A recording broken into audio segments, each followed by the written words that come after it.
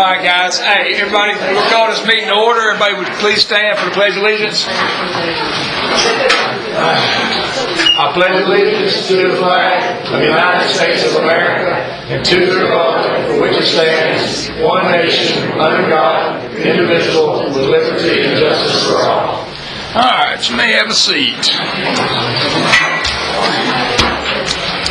All right. Let's meet today. It's the 29th. All right, meeting taking place on June 29th at 5 o'clock. All right, guys, we don't really have an agenda. We have what you have in your hands. We're going to kind of follow suit on Gwynn Farms Subdivision. I think everybody's got a copy. If you don't, we make several for them this time. I can. Yeah, well, look on. All right.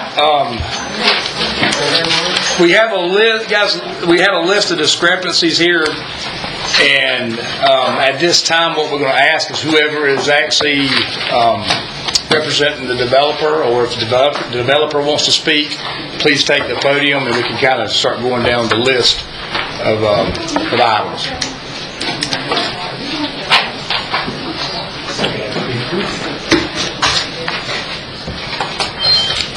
Mr. Gregg, state your name and who you with. My name is Greg Bailey, and I'm for Professional Services, 1450 Southwest State Road 47, Lake City, Florida. Okay. All right. Do you have the sheet, Mr. Gregg? You have what I'm looking at, the variances. Number one variances for curb, gutter, and sidewalk. Sidewalk, yes, Okay. All right. Let me make a statement before we start. The date on the sheet, on the paragraph number 2, should read April the 17th in lieu of May 15th. That was a typo. And where at now? On the first page, I already... Okay, gotcha. That's fine. Clean my glasses off here. All right, so item number 1, as you read, it says the Town of Fort White Land Development Code requires curved gutters and sidewalks and all subdivision lot sizes less than or equal to 40,000 square feet. So if you want to take it from there, Mr. Gregg, we can... The first one relates to a variance that was requested by the developer for relief from the requirement to construct curb and gutter and sidewalk on half-acre lots. The subdivision is a half-acre lot subdivision. That's what all those lots are sized to at a minimum. The requirements for Town of Fort White require that. The requirements for that for Columbia County, for other counties in the area, do not require that. The developer requested a variance for that. That was approved by the council previously, and then all the subsequent work was done based on that review. There is a statement in here that Dalton Kurtz said that the Board of Management had approved the swales. That is not correct. What he said was that they will approve swales. They have approved swales. I've been doing this work for 30 years, over 30 years, and for half-acre lots, it is routinely done with swales. That's typically the way the work is done in this region. Curb and gutter, where you see those are on smaller lots. Where you get down into the 3rd and 4th acre lots, that's where you tend to see curb and gutter and sidewalks. The higher the density, the justification for those improvements. So that request was made and approved, and that's the way the subsequent work was done. Also, I would note that the Fort White Comprehensive Plan Infrastructure Element Policy 4.2.8 states in Part C, swell conveyances shall be used to the greatest extent possible. So,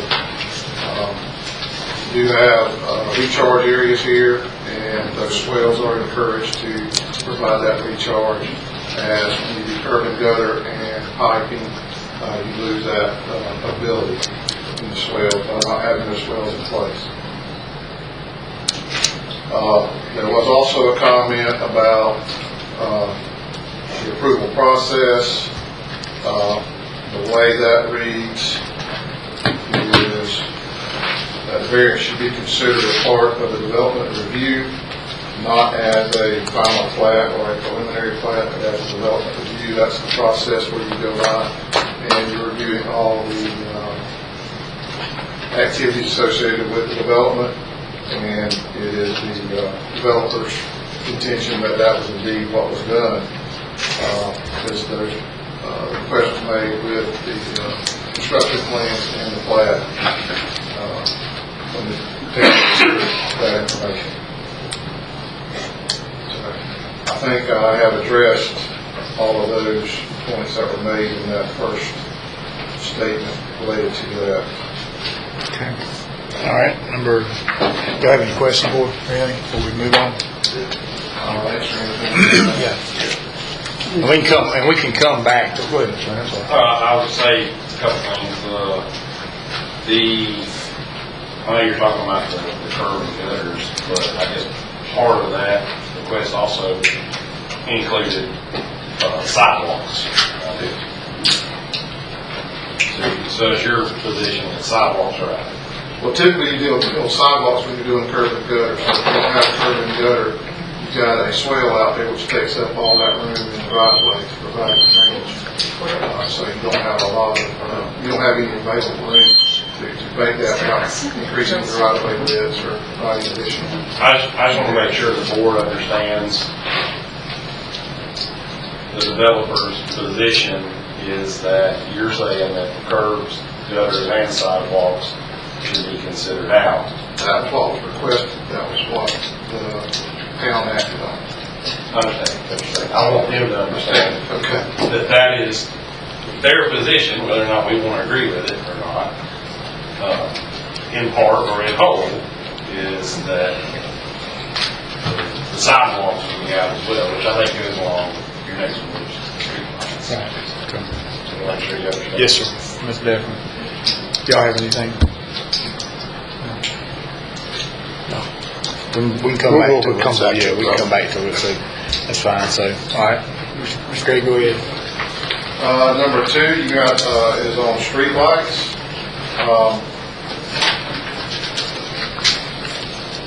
That was not requested in the variance or anything. That's a requirement of the town. That's up to the town on how you want to implement that. What we've seen done in the past is everybody don't like street lights. Some people do, some people don't. What some areas do is that's totally up to a homeowner as they develop that property, and they can either have a petition for those to be put in on their particular property or at their particular location, and that can either be billed directly to them or billed on a tax bill. But, if you want to put them the whole way, then that's going to be up to the town.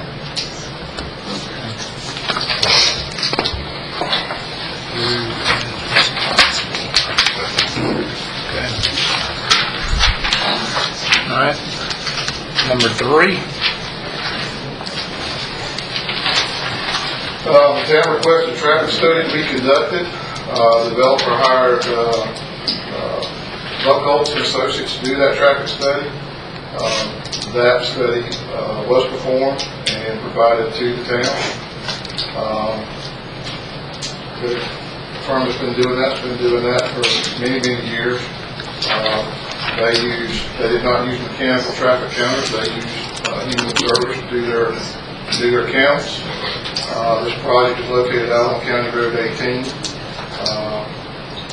where it's under the county's jurisdiction. While there will be traffic generated by this, the capacities out on 18, based on the study, were sufficient.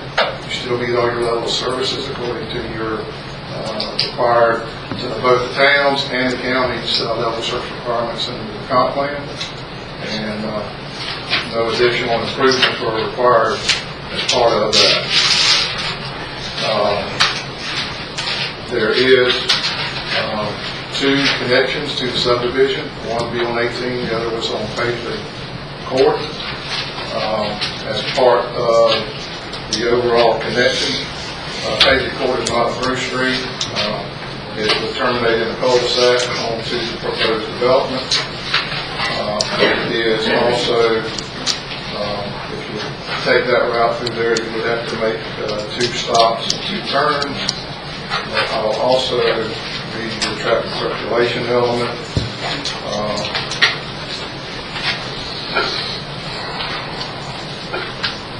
We met the intent as far as requiring the discouragement of high speeds through neighborhoods by our intersections and our turns and all as far as the way out of the road. One of your policies states in part,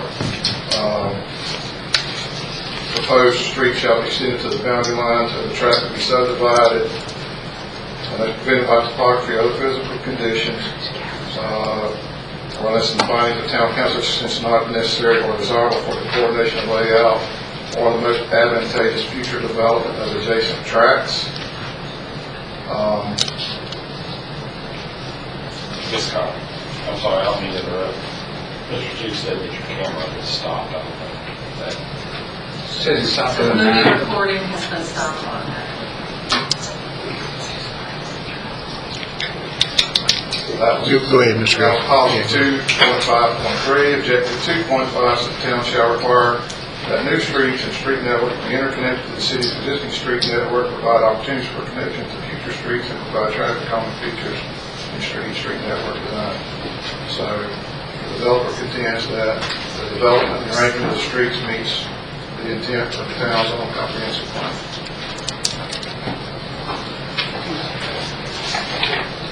I got a little sidetrack there. Did you go over the A, B, C, and D issues? I guess it was raised by FDOT.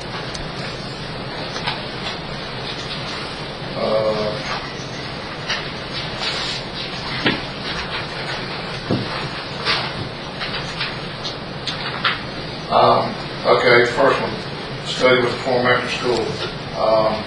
Typically do not stop developments just because school is out. The engineer makes appropriate adjustments in his traffic data to reflect whatever conditions he thinks would impact that. Based on that, traffic studies are conducted 12 months out of the year. They're not conducted 9 months out of the year. So, again, we can get clarification from the traffic engineer, but he indicated that the traffic effects are going to be very small and that it would not be, we're not close enough to have any significant impact on his findings in the report.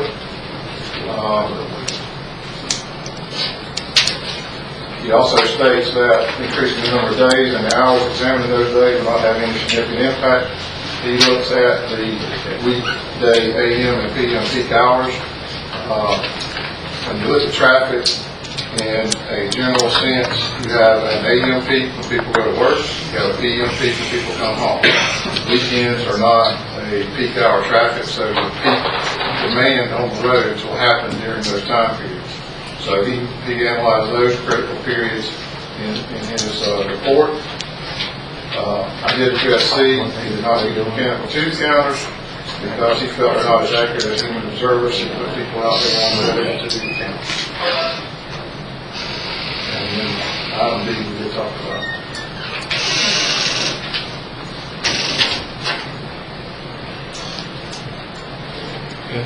Okay. Number 4. Page 4.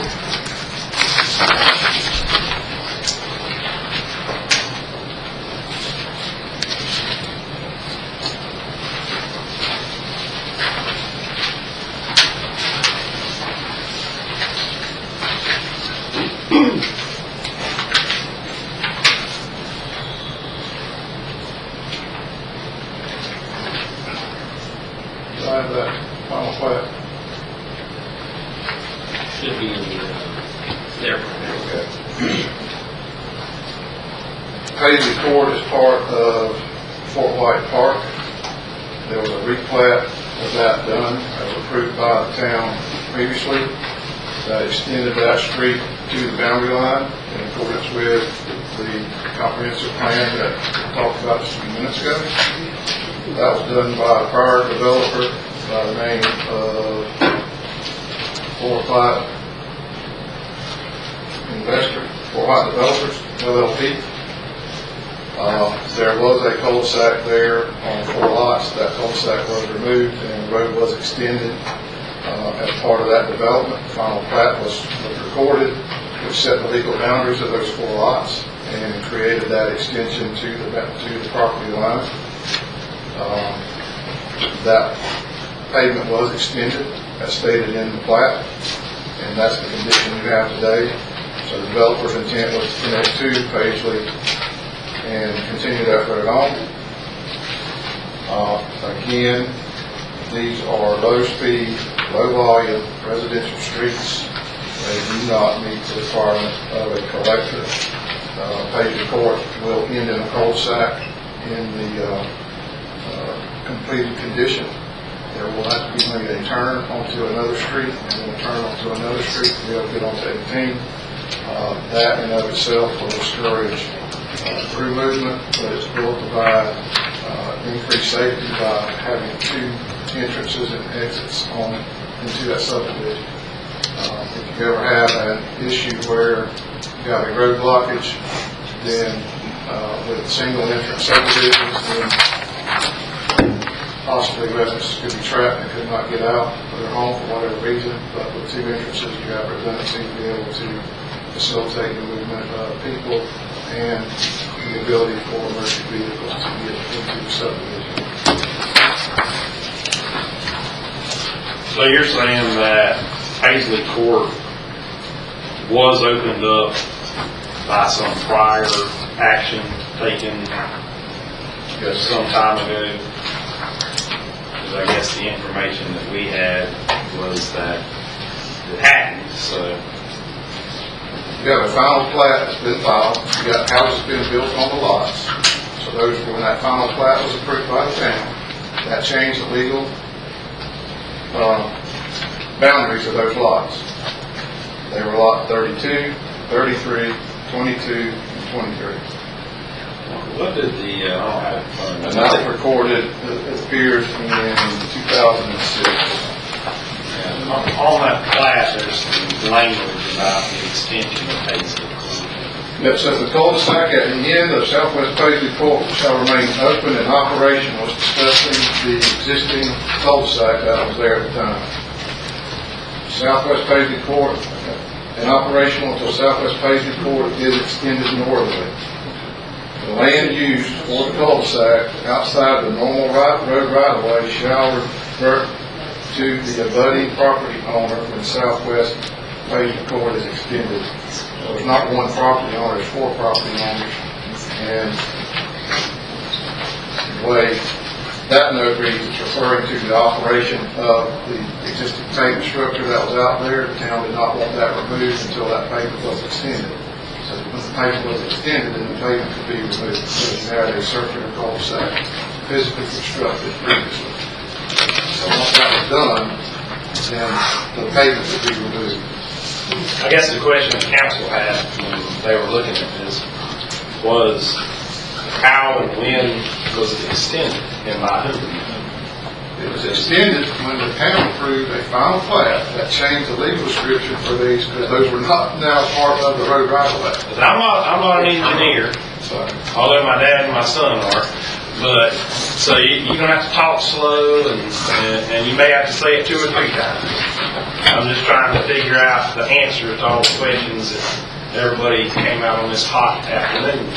Right. So You had, in the previous plat, the original plat, you had a cul-de-sac that was created as part of that plat. In 2006, Fort White Developers, which had a developer at the time was Huey Hawkins, did a replat of these 4 lots. And in that replat, they removed the right-of-way for the cul-de-sac. okay, so subsequent to this, there was a Cul-de-sac there. Yes. and then someone came along after that. Fort White Developers and the contact person here was Huey Hawkins. Okay. They did a replat that was brought to this council, and this council approved. And what that did was that changed the boundary. Instead of having a pie shape cut out in the corner of all 4 of those lots, that was done away with. Those are full rectangular lots today. And since then, building permits have been issued. Homes have been occupied with those boundaries as they are platted in the village. So the right-of-way for that cul-de-sac does not exist anymore. The right-of-way for the street exists all the way to the boundary where this is connected. So who came and put in the street, and is it being, does it just dead end now? Because I'm not familiar with the Yes. property, I don't live here. It ends at a gate, Okay, at the boundary of this property. That's where it ends at. Okay? All I can tell you is, this town council approved by Fort White developers, and it's recorded at the courthouse, for that to be done away with. And that road to be extended.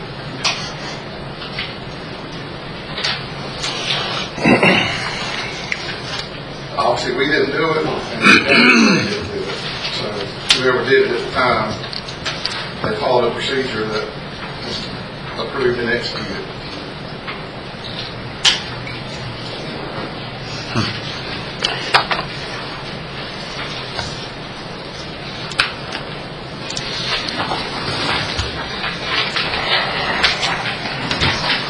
The city surveyor signed off on it, Say you also done it. the city council signed off on it. Say Tony done it. Him and Mike Earl is the LLC he's talking about, and building houses back there. and I guess you were saying. I know, that's what I said, why would they have done an extended road like that? You were referring to a Put it cul-de-sac. dead into a farm. So, Well, there was 10 acres back as there. this subdivision is envisioned, That way. are you saying there would or would not be traffic coming out of this subdivision Gotcha, all okay. the way forward out to the highway? Yes, and the town's comprehensive plan, Gotcha. that's one of their goals and objectives, to connect these streets. So the plan is to connect that into that existing pavement, make sure that street no longer in cul-de-sac. The cul-de-sac where?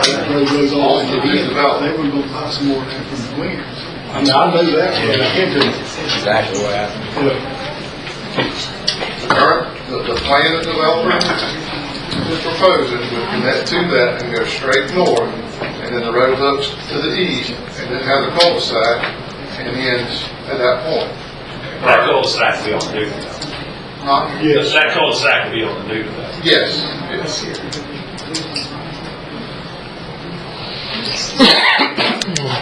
So again, the board understand, I think I understand now, I think you understand. What their position is that that road has already been opened and will be available for use, in their opinion, for the folks who have housing and development and come out and face the court. Something to take into consideration. All right.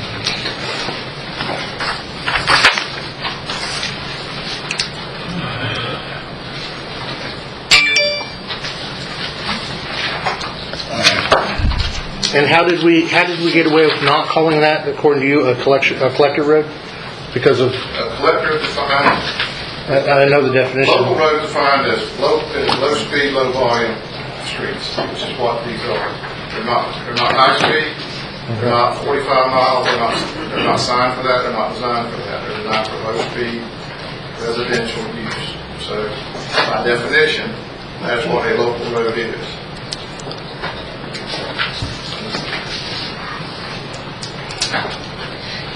All right, thank you. All right, any more questions? Yeah. All right, number 5.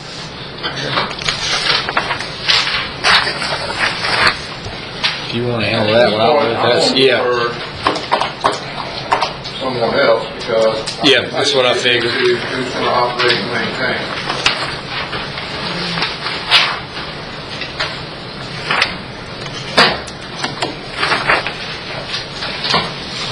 That's a town. That's a How you different- gonna operate, you know, how you want to be responsible for operation and maintenance. again, developers will do. Well, that's a decision that we'll have to make when it gets to it, but I mean, I think y'all see our concern on that, so, we can address that. We can address that in a few minutes. That's fine. So we don't have to go through that right now. I'm trying to get through these other ones. Do you want to cover? You want the builder to cover 6, or you want to cover that, or? The only comment I'll make is typically these restrictions are not done until you get the final plat type stuff. I know you've been submitted. The builder submitted some plans of what they intend to build. If there's some specific that the town would like to see as far as deed restrictions, certainly present those to the developer for consideration. But normally deed restrictions are preserved until people are final plat. At least that's been my experience. So, if y'all want to do it differently, y'all should direct the developer how you want to come. Well, I think that the statement had been made in an earlier meeting, probably that you weren't at, that they were going to provide us with a deed restriction. They already drawn them up and they were going to provide it. So we were expecting to see them.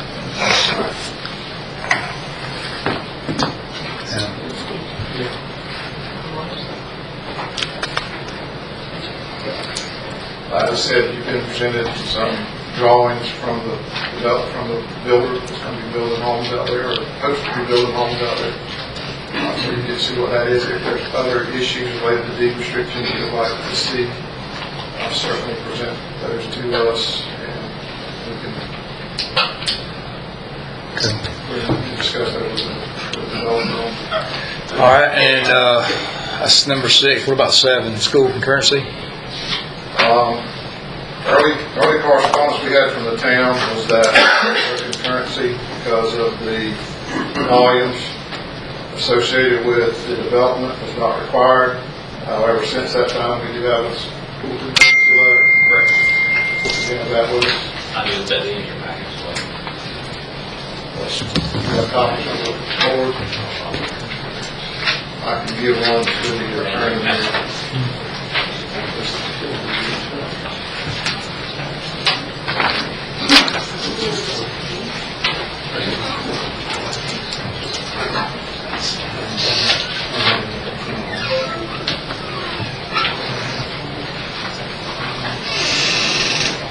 So we were going on direction of staff early on where it said that concurrence was not required. Since the plan came up, we secured that. And you got it from the school board.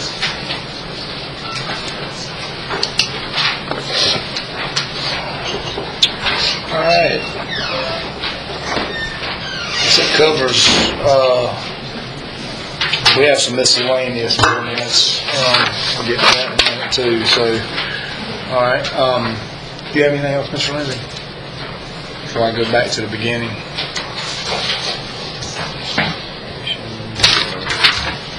You got a number of these things coming.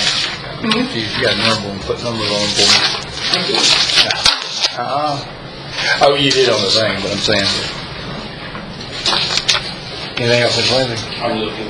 Okay, I got it.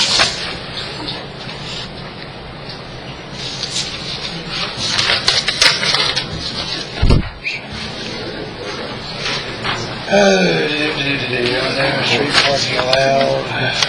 Yeah, I'm done. Figured.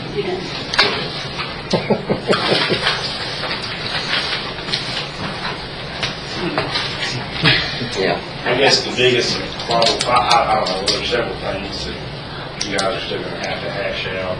Obviously, the road issue is one of them. And we haven't talked about the operation payment, understanding Mr. Bailey's not the person to discuss that. I guess, my question would be, you're our engineer too, right? You can work for the town. What hat are we wearing? Is your professional opinion that these suggestions you're making, the positions that you're taking on behalf of Gwynn Farms are in the best interest of the town of Fort White? It's my position that we've complied with the regulations as posed by the county of Fort White, Cougar LPRA.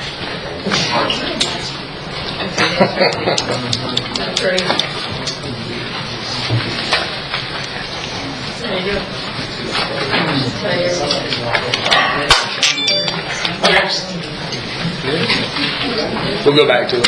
So, Mr. Gregg, thank you, sir. Appreciate you. I think you've answered all the questions to that point. So, guys, at this time, I know we have a lot of people here wanting to speak. So, we're going to open up public participation and try to narrow it down quick. Oh, just say you sure can. But if you can, we have a 3-minute limit, but if you can keep it under that, we got several people in the room, so try to get through everybody as quick as we can. So, but if you will, when you take the podium, please announce your name, if you would, so our little speaker here can pick you up. So, ma'am.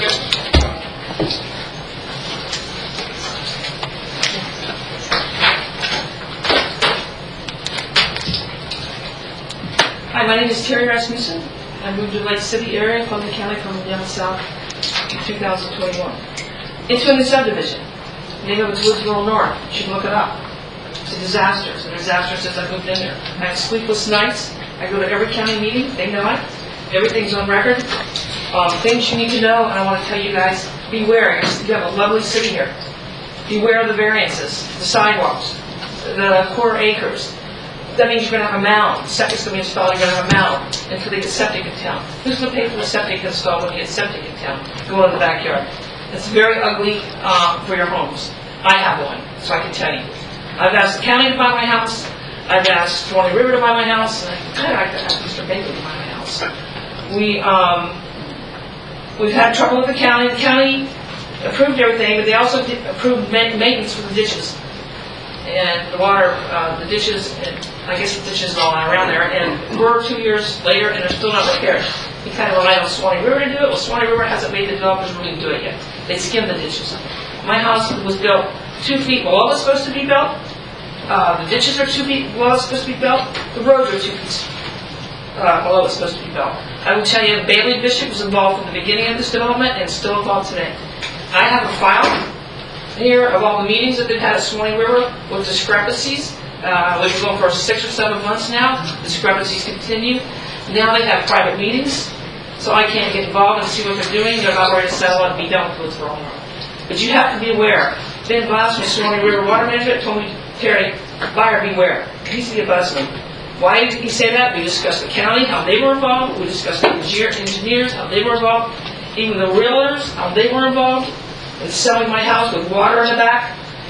Septics is a huge issue, and the variances is a huge issue, I think, for you all. You got a lovely town, you're going to be put down to a quarter acre instead of half acre.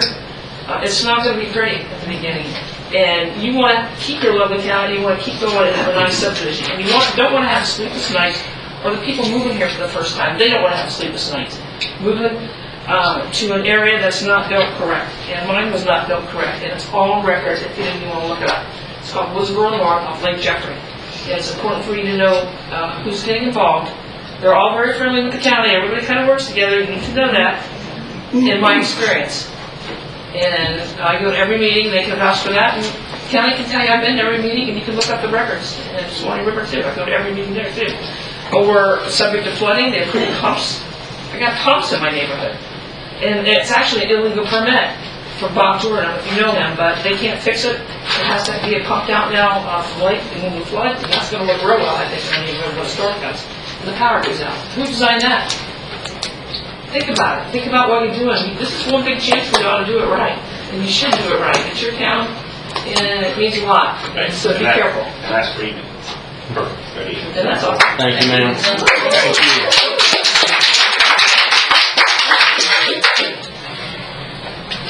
You keeping time? Yeah. Okay, I was too. I was a little behind you. Okay. I'll do it. Next, participation. Yes, ma'am. My name is Tanya Yates. I've lived here pretty much all my life. My parents moved us down up here from Fort Lauderdale. And I've lived here ever since I lived out on County Road 18. I've seen 18 and Fort White change a lot. 18 is a very congested road. It's a very dangerous road. People pass. People get ran off the road by people passing. I see it every day. It may not be an accident report because other people have to go off in the ditch while people are passing. Semis cut through 18 all the time. It's been a 5-mile cutoff for years. As far as the road survey, it's being done by a person, not machine, only being done on the weekend, or excuse me, AM, PM. Not on the weekend because it's not the busiest time. Everybody knows we're Springtown. We're summer location. 18 gets backed up. There are times you can't get out of it. During school hours, that is the busiest time. You cannot get in, you cannot get out. I now, half the time, have to take back roads to get to Lake City because I'm sitting at the end of 18 and I cannot get out. Right as you turn onto 18, if you're familiar with 18, and you can go to the left behind the little complex, that's a cutoff to the school. There's traffic that can get backed up onto the main road. There's people backed up, people trying to cut through. You add more kids, more traffic. It's an accident, it's a danger, it's a life-taking waiting to happen. I have been hit at the end of 18. We've had family hit at the end of 18. We've even had friends hit at our driveway, okay? To back it up years ago, before it was even congested, my mother got hit and got thrown into our ditch when there was hardly any traffic because of the way they fly down 18. As far as people obeying, 35-mile-per-hour roads and stuff like that, nobody does it. I mean, we've seen it. We see it every day. We have, I don't know if it's even been thought of, but and I have nothing against the four-wheelers and the ATVs and everything like that. You mind your business, you have fun, great. But you've got all them coming up 18, you've got them coming down all the dirt roads. Who's to say next they're not going to start cutting through there to get from one way to another, which is just going to cause more problems.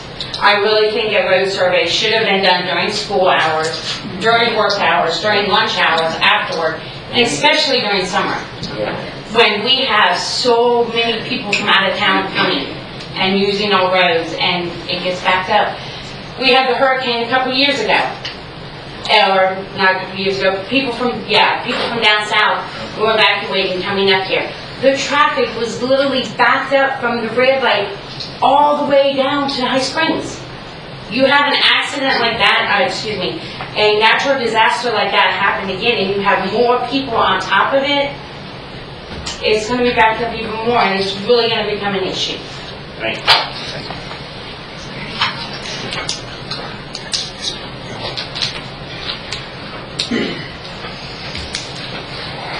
Hello, my name is Jacqueline Sulick, and I live at 209 Southwest Paisley. Okay. So I understand that in order to improve the road to be an access road for this community, we will need 30 foot of pavement plus 15 foot on either side for probably for four-wheelers and etc. So I went out and measured, and my little street is 18 feet wide. So that means that in order to make this a road that's going to live up to the standards that they're proposing, we're going to have to put a serious amount of asphalt in front of our yard. We have children, we have dogs, we have a community that speaks to one another, that hangs out in the road, very, very friendly. We are a local street, and we are a local community. And I think it's really, really important to maintain that. I don't understand the need. I don't understand the need to make that a through road. All it's going to do is compromise the quality of life for the people who live there. Okay? That's my NIMBY talk. Now, I'm concerned about the water. I've been doing a lot of research. I've met with the Water Management District. There were 3 gentlemen that worked with me. And they told me that the last request was for 15 15 different items that needed to be defined and requested. So when they talk about things being approved, and that's traditionally the way we've done it, guys, it ain't a done deal by any means. Now, the area that we're talking about is going to be in the new flood map. You all know that, right? So this is a priority focus area for the springs. This is an area that flows into the Santa Fe River, right? And we're talking about putting septic in there? Okay, well, advanced septic, that sounds great, that sounds good. But guess what? We've already gotten money for phase 2 in Fort White of the sewer system. So I called up the engineering firm and I said, what's the plan? And they said, well, we don't have a plan for phase number 2. And I said, well, how do we get the plan to take the line out to that area? That way we can eliminate all this deal about additional septics. We'd only have to dig up the roadside once instead of twice, because we're already bringing in water from Ellisville. We get it done, that would be great. So I said, who makes that decision? And they said, the town council. So I plead with you, please look at phase 2 as taking that sewer line out 18 if you're going to do things right. Now, yes, 3 minutes? I'll give my 3 minutes to her. And if she needs lunch, then Mine too. never mind. Okay, sure, go. Can I just have Before you wrap it, yes, 2 more ma'am. minutes? Yes, Sure. ma'am. Well, so traffic, flooding, we need to be concerned with flooding. Water Management District is concerned about that. Pollution, what we're going to be using these ponds to settle all this grease and dirty water and runoff, and everything is going to go right in to those filtration ponds that are going to go to the Santa Fe River. And anything that the town now is going to have to pick up the cost for is going to come out of her pockets. Right. You know why? Because at the last town council meeting, we started the process, which I think is a good thing, to impose an ad valorem tax on the citizens of Fort White. How do you figure out how much that's going to be? You figure out what the costs are and what you need to cover. So buyer beware, yes, thank you, and remember that it's going to come out of your pocket as well. I'm not opposed to development, let's just do it the right way. Let's make it a walkable community, let's put sidewalks in. Mayor, you did a great job getting our sidewalks there. You know, this is the future, and this is what we need to do. We need to do it the right way. So, no cutting corners, thank you everyone, and I'm happy to... Thank you. Next.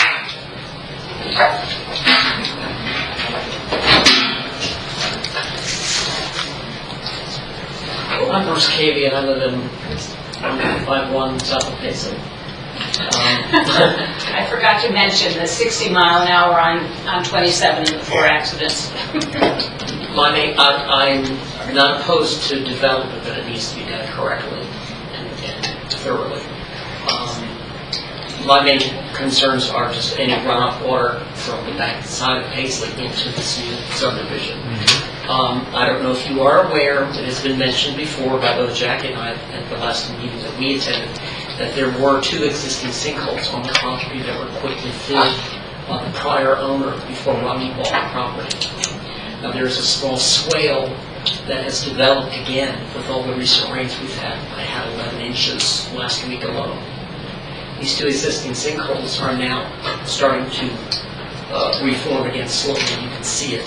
So I suggest any of you to go to the end of Paisley Court and look. This small swale I just mentioned also is starting to increase in size.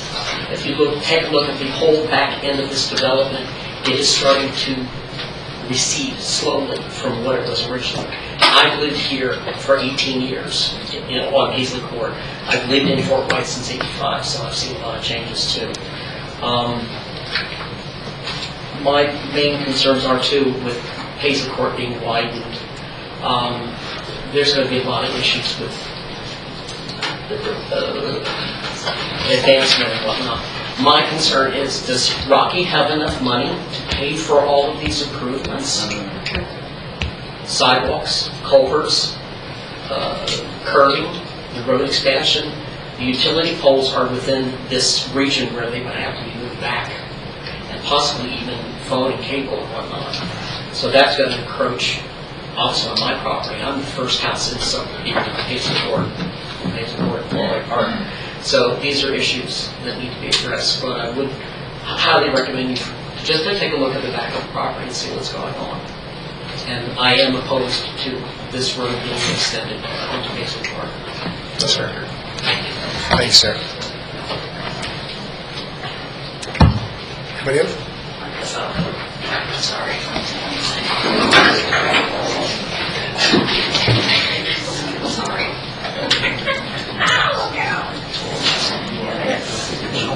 Yeah, that's actually what I'm asking about more. Sorry, my name's Elizabeth Bell, I live at 259 Southwest Hazel Court. Say your name again, please. Elizabeth Bell, I'm at 259 Southwest Hazel Court. So I'm actually at the very end of that road. So you said you didn't know what it butts up to, it's a cow pasture. So it's just a road that runs into a cow pasture that runs into gates. But my question, actually it's kind of more of a question or whatever, some of that language we talked about was a little confusing to me when they were talking about it no longer being a cul-de-sac and it's now a square, lot. How is that going to, or for houses that are platted different, how is that going to affect me if they have to widen those things? Because they're on a different plat or whatever, so are they handled differently than we're handled? I mean, I don't understand how that whole thing would work. That's kind of a concern. Yeah, well, that's kind of a concern, so maybe that's something that could be asked or addressed, because I'm really not exactly sure how that whole thing works. And are we different because we're the four down at the end than everybody else? If that's, it would be obviously a encroachment on our property.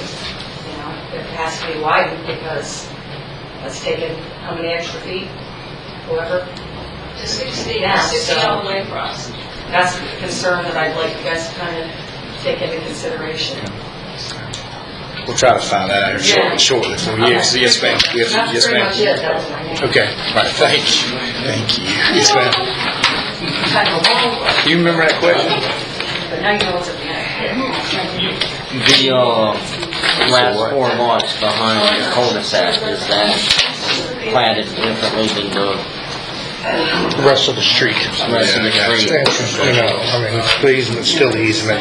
Yeah, it still should be an easement. Yeah, there's still the road and there's still an Should easement. be, Who yeah. knows? Anybody else? Yes, sir. I'm prepared to answer a question at 5. You have a comment about the traffic study, whichever time you think is appropriate. Okay, yeah, we're going to go back to it, so we'll bring them back up individually. Prefer to wait a comment? Yes, sir. Yeah, let's see if there's anybody else. I'll close this and I'll get you. Anybody else want to speak before I close it? Yes, ma'am.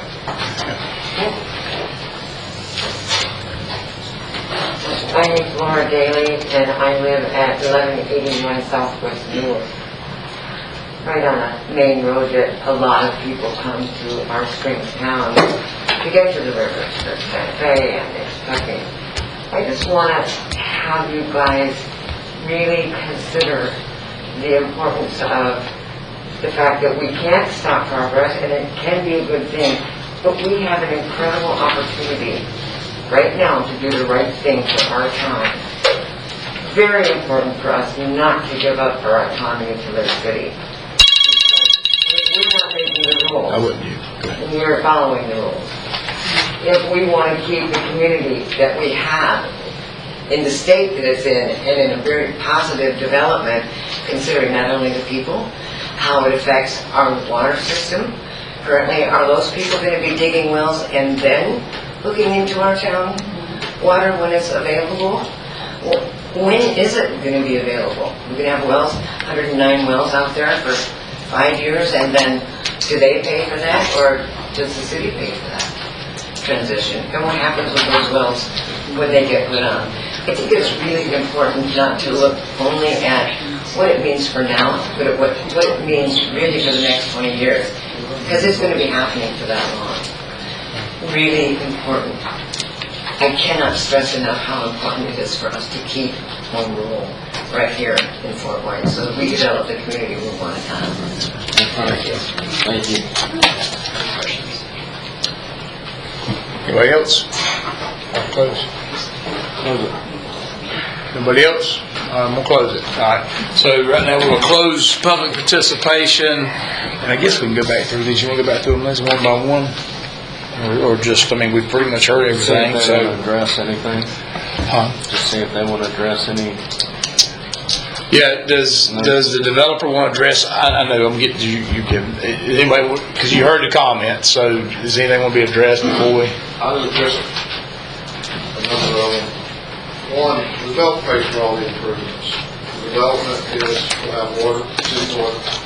They're going to connect to the city's utility system for water, so there's not going to be any wells out there. From the beginning? From the beginning. They pay for all the road construction. They pay for all the stormwater construction. The cost of the development does not cost town anything. And do you have a mitigation bank for this whole project? A mitigation bank? Right, so if something goes wrong. There's no wetlands out there for mitigation. No. So there's no need for mitigation. The Water Management District permits the stormwater system. That current criteria for that is a 100-year, 10-day storm. So the stormwater basins out there are quite large. So they will contain all the stormwater for the site. Nice design. So, ma'am?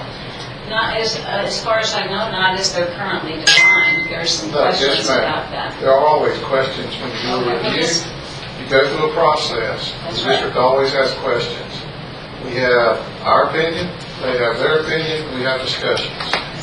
They're not errors, they're just discussion items. So we're going through that. We clarify information. If they look at it one way, they may not see everything that we see because they look at it for 30 days. We've been looking at it for months. So we see a whole lot more than they do. So we're going through all of that. In the end, they will issue a permit. The criteria is a 100-year, 10-day storm to collect all that water and control it. And the owner, developer has to, cannot exceed any pre-developed rates or volumes. And that's what will be collected out there. The right-of-way for Pace is 60 feet wide. The replat maintained that 60 feet. It just did away with the bulb at the end is what it did. 60 feet is not sufficient to go out there and build a 30-foot roadway and all the other improvements that the town has suggested. I would say that if that ends up being the position of the town, that the development will have to be redesigned and or probably amended. So you cannot fit that within that 60 feet. You're not going to go out there and impact the existing property owners along that and try to force a roadway down through there that way. That's just not going to happen. I would say 18 carries thousands more traffic than that, and it's not nowhere near 30 feet wide. I believe it's 24, 22. So, the streets that are being constructed for the subdivision are 20 feet wide. So, You said 20 feet wide? 20 feet wide. Okay. There was some comments about parking. There's no on-street parking. The town doesn't address that. They're typically done. If you have, I mean, obviously, you can't stop people from parking on the side of the road here, or the DOT can't. So, someone pulls over and parks on the shoulder, that'll happen. That's just anywhere else. I dare say, anyone here can throw a party at your house, somebody will park on the shoulder of the road and throw a party. Is that just for the new subdivision? That's the new subdivision. Or is that a... How wide is Paisley Court now? About 18 feet. I heard someone testify 18 feet. I don't have it. I measured it today. And it says, once the road Paisley Court is reclassified, will this be reclassified? That was the town's position on it. If they reclassified it to a Collector Class road. B, it requires a wearing surface of 36 feet minimum and a right-of-way of 60 feet. If if you look at the definition in the town's LDRs, or the DOT's definition, it does not meet the definition of that. So it's our contention that was a little premature.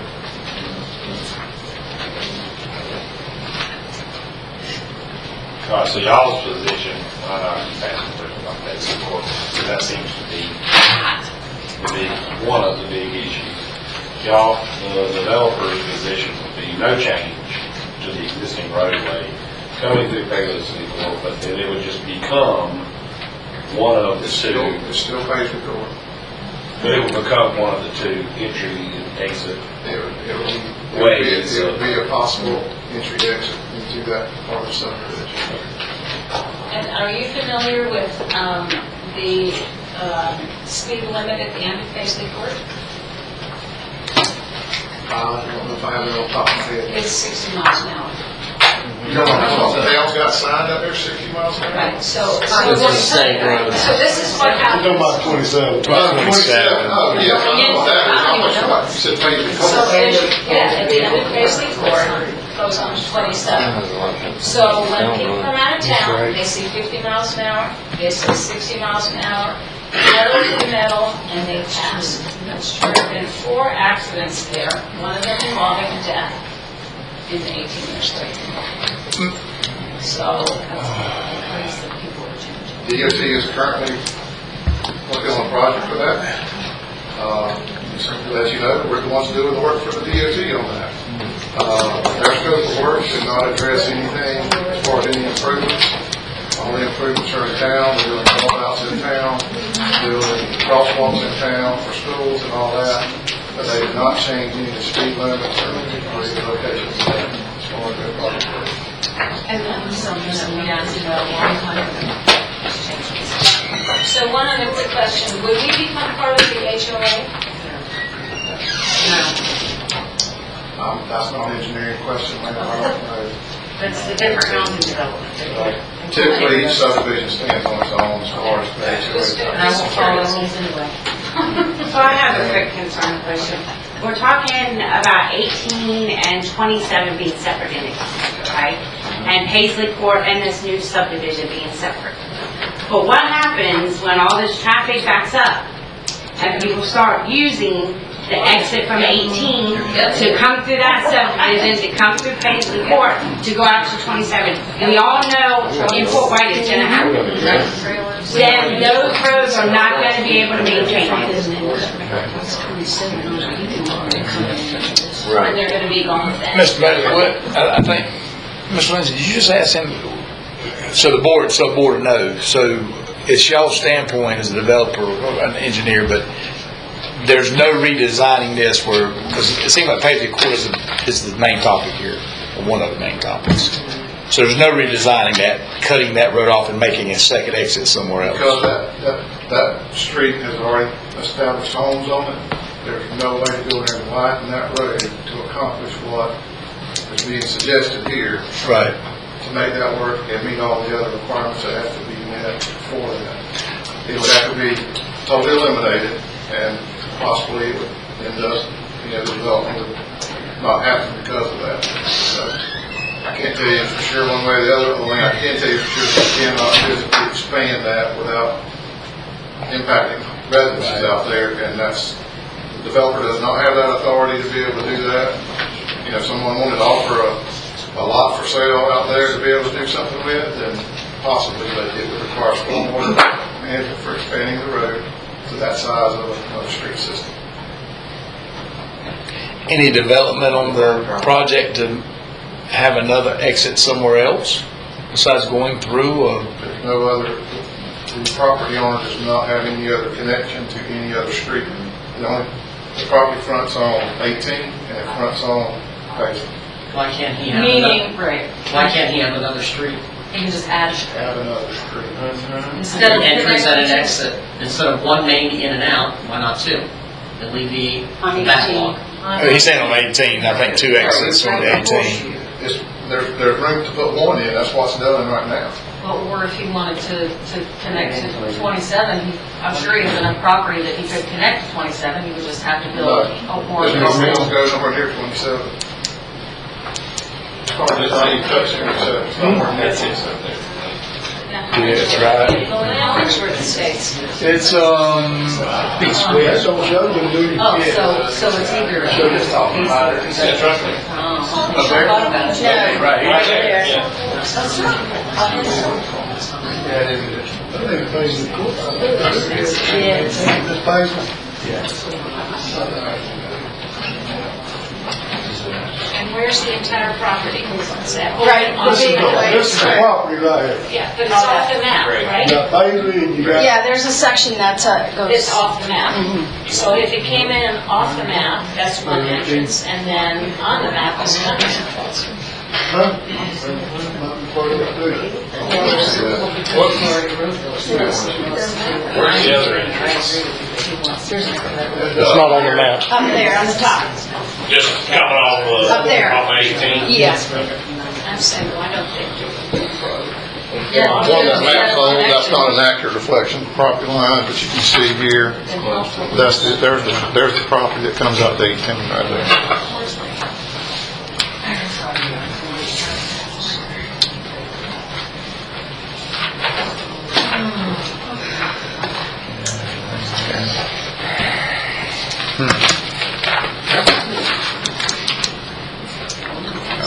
Representation, but that's the part that comes out to 18. Well, there's more property up here that comes to 18 as well. It's not Right, part on of in the here. It's not part of the parcel. I mean, same owner.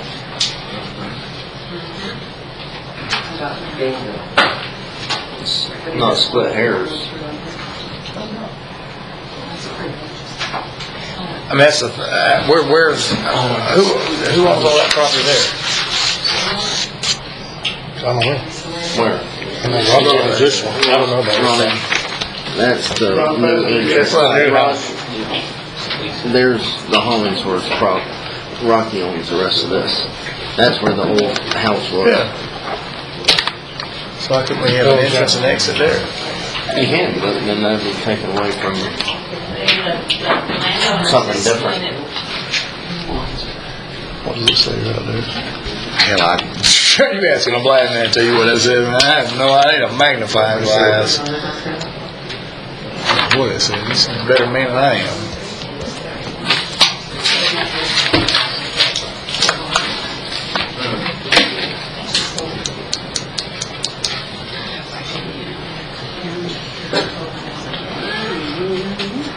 Yeah, I mean, there's, well, he's on this right here, no, that's the corner over there. But right here is where it comes in, and then all this is where the whole house is. And that's just real. So that's, Right there, yeah.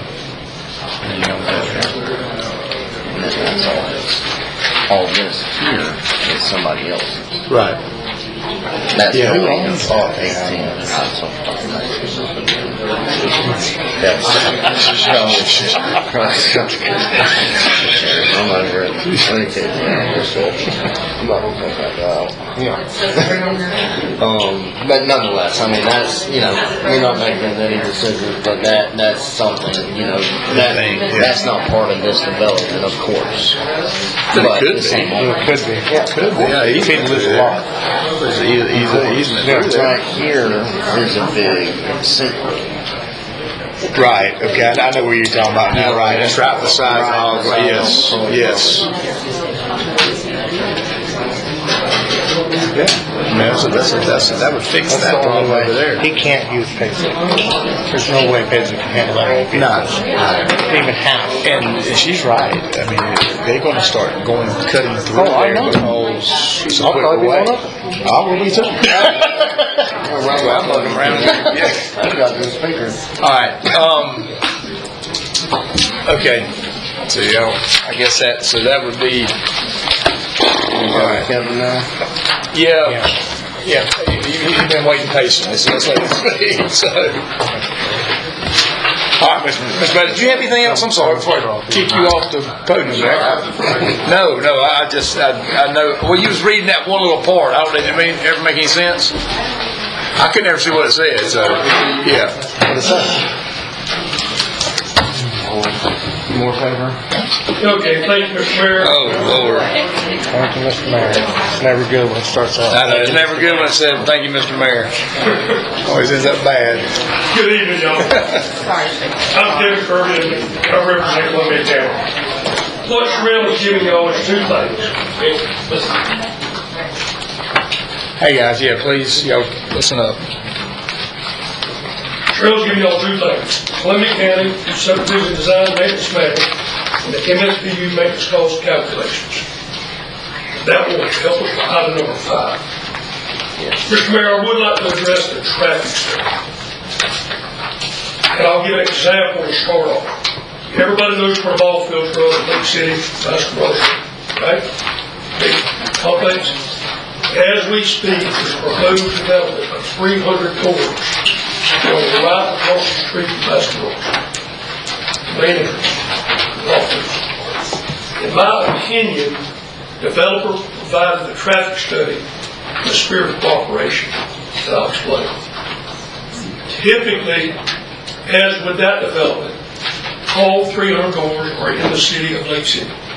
300 what? 300 doors, Doors? apartments, Oh, yes, sir, which obviously generates, I'll say 2 trips a day, 1,500 trips a day. The city of Lake City, though it's completely in the city of Lake City, they've never got involved in the process. That is a county road, Baskin Marsh. In this particular case, 18 is a county road, 27 is DOT. Okay? In an effort of consistency, for example, up in Lake City, when they provided, we require all traffic studies for anything of significance, all properties. When they provided their traffic study, we always send it to a separate firm, accredited, all they do, to review, comment. Historically, they come back with REIs, request for additional information, questions, comments, disagreements, which historically have to get negotiated out. We did the same with this study. Our firm is Kimley Horn. Greg, what was your firm? Buck Holtz. Buck Holtz's study was sent to Kimley Horn. Independent firm, they do our reviews for our studies. In this particular case, our firm said the developer did follow this process. Our firm confirmed that the study was done properly, including the appropriate days and times. Of course, I'll provide that in writing. It's not my opinion. That's our firm's opinion. Okay? So as far as the traffic study is concerned, I'm of the opinion the developer did that in the spirit of cooperation, because historically it's done for the owners of the roads. For example, DOT does not ask my opinion when they do a connection of 47, 27, or 41. If they don't care what I think like that one. So I just want to point that out as it relates to traffic study. Yes, sir. Maybe I'm confused. You're saying that the county took the road study done, requested by the city, performed by Buck Holtz, and sent it to an independent reviewer. Was that done in, I mean, did we have any part in that? No. Did you know it had been done? No. May I explain? Sure. I'll give the example of Lake City, so it's not personal. The developer always comes back with a traffic study we require to do it. We review it. We send it to our firm, who's obviously looking at our best interest. They critique it. For example, one in real-time Lake City, they set a turn there too. Our firm said, no, we're going to do a little more of that. So forth and so on. The town, if they would have never requested a traffic study, the county would have. Okay? The town did, so the traffic study got done anyway. We would have done the same thing. We get that report. We always send it to our independent firms for review with all studies. Okay. I guess the one point is that the city, I don't guess, knew that that had been done. Did you? No. Okay.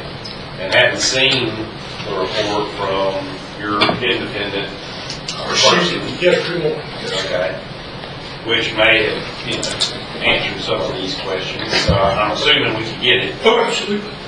And the city may want to consider sending it, I think you said earlier, that part will be looking out for the county's interest. We don't want to say, well, let's look out for the city's interests to do an independent review of the traffic study. Sir, if I may, that Paisley Court, town of Fort White, all day long. On 18, that's a county road. So improvements on the county road would be on the county. 27 is DOT. Paisley Court, different. Understand? Okay. Yeah. Okay, that's it. What you just said, say what you just said again now? You said the 18 is county road, right? Yes, sir. Okay, but I think the board's concern here, when we asked for the traffic count, was because of the county road. So we wanted to know the impact, because as the residents here, you've heard them speak, the concern is on the county road 18 at the end of 18 and 27. I don't know where we missed that at, but 18 and 27 is the problem here. Yes, sir. Okay, and I think that's what everybody's concern was. So, yes, to follow back up what you said, yes, I'm just making sure that we all on the same page here. So. Yes, sir. And Mr. Mayor, our program says 27 and 18 does state a northbound ingress right turn lane is very close, being warranted, but not yet. So in other words, they see the concern there. Based on all the numbers that Greg can explain way better than I can, or traffic officer. Is that off of the study that you had done? So if we'd done that during school time, It would have been. pretty close? Yes, sir. And Whereas I think the study was done 1 week after school was out. And Mr. King, once again, I'm reporting what the study said. Sure. I made sure they understood that there was questions about the timing, time frame, et cetera. And they indicated they take all that into factor. Yeah. Okay, and once again, I've got a report that I'll be happy to. Well, just like you're saying about Bassam Norris, you got a red light on each side of that road where that's going. Our concern as citizens and as a board is we're Fort White. Yes, sir. We have a way of life down here that we don't want to reflect Lake City. Yes, sir. We like our small town and want to keep it like it. Sure. We want it to grow in the right way. Sure. We're interested in grocery stores, Yes, sir. restaurants. With the exception of the O&M part of your subdivision, that's none of my business. It's not the town hall. Well, I just want to comment on the traffic study. Okay? Okay. So once again in front of you on item number 5, the O&M. Okay? On May 30th of this year, as the lady was here before, talking about Woodburn North, she's exactly right. As we grow, we learn we have to make some improvements also. So, the board adopted the community organization. Fourth, Columbia County Subdivision Design Manual along with the Municipal Service Benefit Unit, or MSBU, and maintenance cost calculations. What you have in front of you, and I actually did an example of a proposed subdivision called Forest Grove off of 247. As of this date, moving forward, all subdivisions will go under MSBU. The purpose of that is to capture the cost and do an assessment of folks that desire to live in a subdivision. The rest of the county does not pay for those improvements. The example I give before you, it's 18 lots, that equates to roughly $500 annually, to be reevaluated on an annual basis. So the way it works is, when it's accepted, the developer bears the cost of all 18 lots, for example. Then as he sells them, the property owner takes that burden off of him. So it runs and operates on its own. I want to make that position clear. I've been asked by many people, what do you care, what does the county care about this? In my humble opinion, when folks ride down 18, assuming this gets built, they see the green sign, they're going to, we have a storm or something messes it up here. At the end of the day, if y'all put sidewalk, curb, and gutter, pipes, that's just going to our road. raise it to a whole different level. They're going to call the county to take care of the problem. If we don't owe it in it, we don't own to maintain it, I can do that. Okay?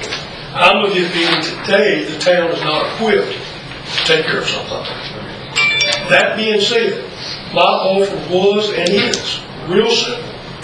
I don't have a problem with work, and I know I've got support of my board. If this council says at the beginning, after y'all work through all of this, none of my concern about sidewalk and all what y'all talking about. Once y'all get all that worked out, if y'all want us to take it over, we will go out, look after it, get it built, make sure it's built right, under this design manual, make sure all the paperwork's turned back in, we'll take it on. The comment that really caught me off guard was the swap in ownership at some point. That is not the spirit of the MSBU. I've even contacted some legal advice whether you can even do that. That is a reserved account. MSBU, just like a transportation trust fund, you cannot use that money for anything else. It gets stockpiled. 25 years from now, we have to repay it, etc. That's all part of that process. So I'll conclude, Mr. Mayor, the offer's still on the table. The county is willing to take over O&M, just like the paperwork from you says, just like we do everywhere. If the town does not desire that, we understand that. I'll stand down quickly. I'm not interested whatsoever in taking care of it for 4, 5, 10 years and do a swap. That's just not part of the deal. It's kind of all one, all done. If I was anyone by making that offer, that was not the intent. So that's kind of where we're at to get off documentation. So you're saying if we agree for the county to take it over, the county's going to maintain it for its entirety? Yes, sir. If not, no deal at all? Yes, sir. Mr. King, I'm always of the opinion, I don't think we could if we wanted to. Right. Can I ask you a question, Ron? 2 questions quick. 2. I've been following Columbia County, Columbia County since 2006. I've never seen the county lobby to take over any subdivision.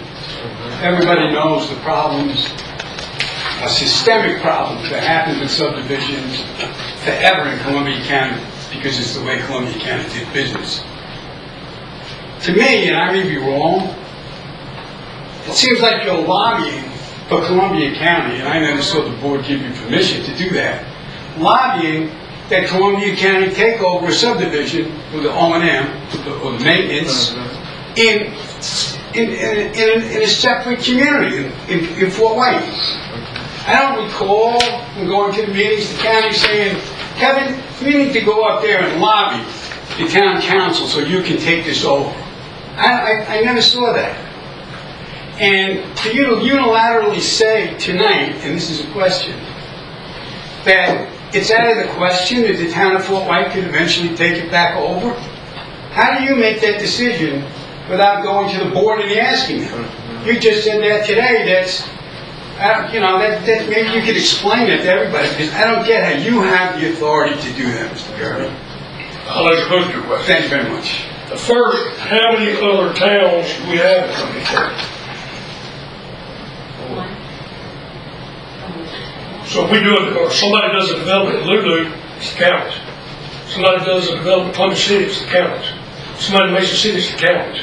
So absolutely, you won't be up there talking to them. Town of Fort White is a separate community. You made a comment. I'm answering your question. You made a comment. You've never seen this before since 2006. How many subdivisions have been built town of Fort White since 2006? In Fort White? Yes, sir. None.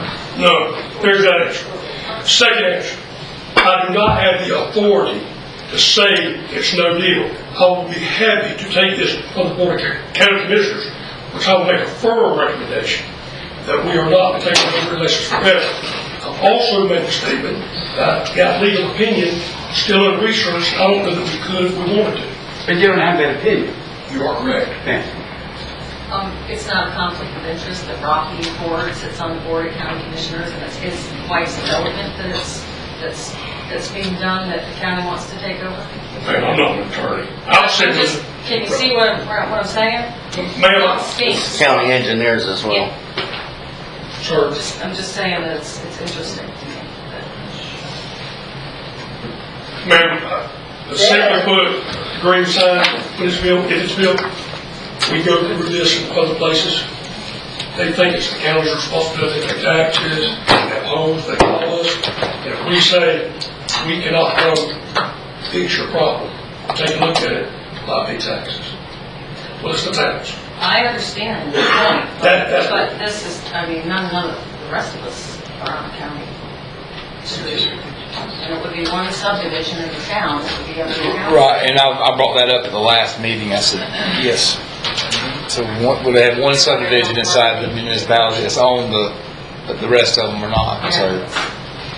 But then I think Ms. Kirby answered that y'all would make sure that it was built outright to the specs and to the, so, I mean, so. I sell the point.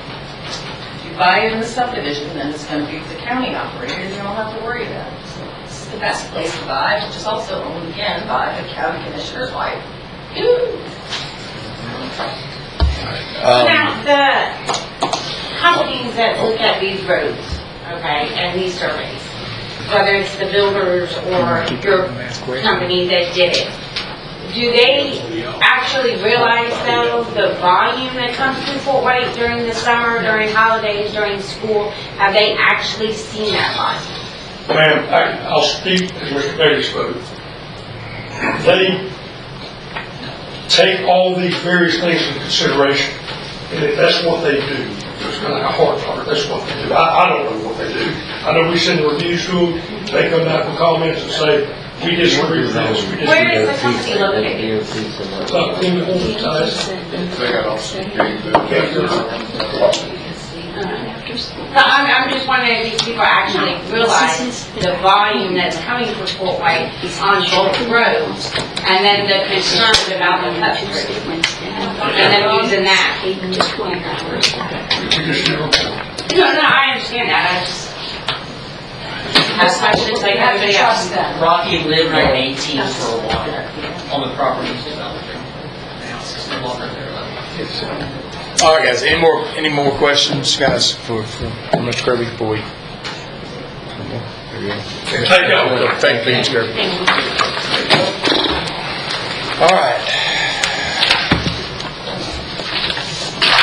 All right, board, wrap this up.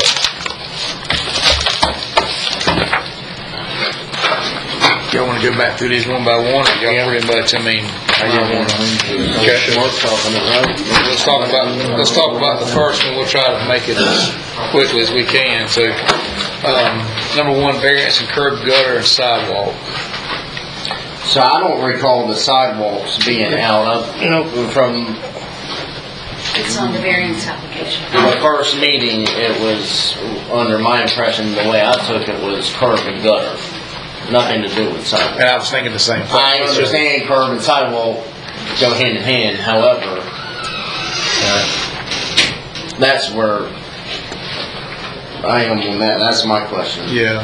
I think with a subdivision that side, it would be nonsense not to have sidewalks and streetlights. Our other subdivisions, I haven't rode around and counted houses, however, I've lived here my whole life, and know there's no more than 50 houses in each subdivision. And subdivision, what, we got 3? Right, 1, 2, 3, 4. Is that counting one by the ball field? That'd be Or 5. no, that's That'd be 5. subdivision. That's kind of out. That's half and half. Half and half. Which those are 5-acre lots. You got 1 on 18, 2 on 18, and then 3. You got 1, 2, 3 on 27, right? For White Park, Paisley, and then there's one more. So it's a 5. Yeah. All of that was in the official list. So 5. What's that? What's that? Sidewalks, curb and gutter, everything was in that request. Well, we've met on this, I don't know how many times now, I'm just speaking from what I recollect. And sidewalks was never in my vote to be in or out. I'm just stating my opinion. I think it would be a bad idea not to have sidewalks and streetlights with a 109 109. 109 There's houses. actually new homeowners that are moving in the state or up from South Florida. They're used to this kind of stuff. Sure. Right. They kind of expect it. I mean, we're talking a 100-plus-year-old farm. You know, What are you Goes thinking back. about what are y'all thinking about the curb and gutter? I mean, we kind of already approved that. There again, I'm with you on the Well, it's sidewalk kind thing. of I don't misled remember on the that. sidewalk being in the discussion. I remember the curb and gutter being in the discussion, but not the sidewalk. well, I was under the impression Swanee River Water Management, per the engineers, had already approved. The swells, right. And now we found out they're not. Right. Yes, because So we I reached out don't think we to. can make a decision on that until. Well, that would be something, I guess we could, when it come down to the voting time, you could approve it based on Swanee Water Management. Well, depending if y'all want to do curb and gutters or no curb and gutters. I mean, that's. Yes and no. I mean, we're in a I guess first time situation yeah. here. I guess what I'm saying is the next meeting we have on this, we need to give an approval on based with conditions. You know what I'm saying? That way they've got what they need. So if not, we're going to keep on going meeting after meeting after meeting. Yeah, we're not doing that. Yeah. So so we need to make sure. Like I said, that's why I want to go through each topic and talk about it. So the curb and gutter. And what's it showing the land development code? Well, land development code is. Where's that? Curb and gutter. Requires curb and gutter. And then we adopted that one, 2013. And that's for what reason? To abide by it? To make it simple then, you know? it's about to abide by it. You got a copy of that one on this was approved? It's 2006. I said, you got a copy of When that when went this into was effect? approved to do. In the front of the land development code, it says adopted in the date. Yeah. It was in 2000. What was it? 2013. 2013 when the LD. So what I'm asking you got when this was submitted, you got the paperwork when this was submitted. Are you talking about The variance. Yeah. The variance. Oh, gotcha. He's asking. Yeah, it's in the packet I gave you, it's right here. Oh, yeah, it's right there. That's right. You're right here. Here it is right here. 9/27/2022.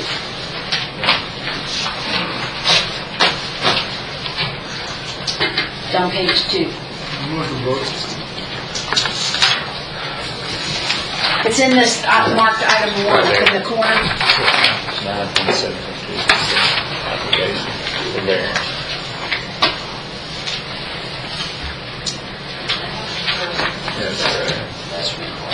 It says curb and gutters as required. 9/27/22. It doesn't say anything about sidewalks, Down further. does it? Where is it? What are you reading at? What's your reading at? On a full white variance application. Look. Okay, without curb and gutter as required by Fort Riley, so.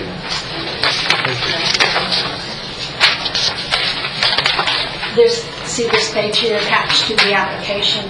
Up at the top it says, Town of Fort White requires curb and gutter and sidewalks for a type B. Then it's asking surrounding, it's giving you the reasons. Type B do not have curb and gutter. Collinsworth Estates, Fort White Park, Fort White Station. Sidewalks, discretion of whether the county commissioner, city council believes pedestrian traffic is going on. They're asking for sidewalks to be included.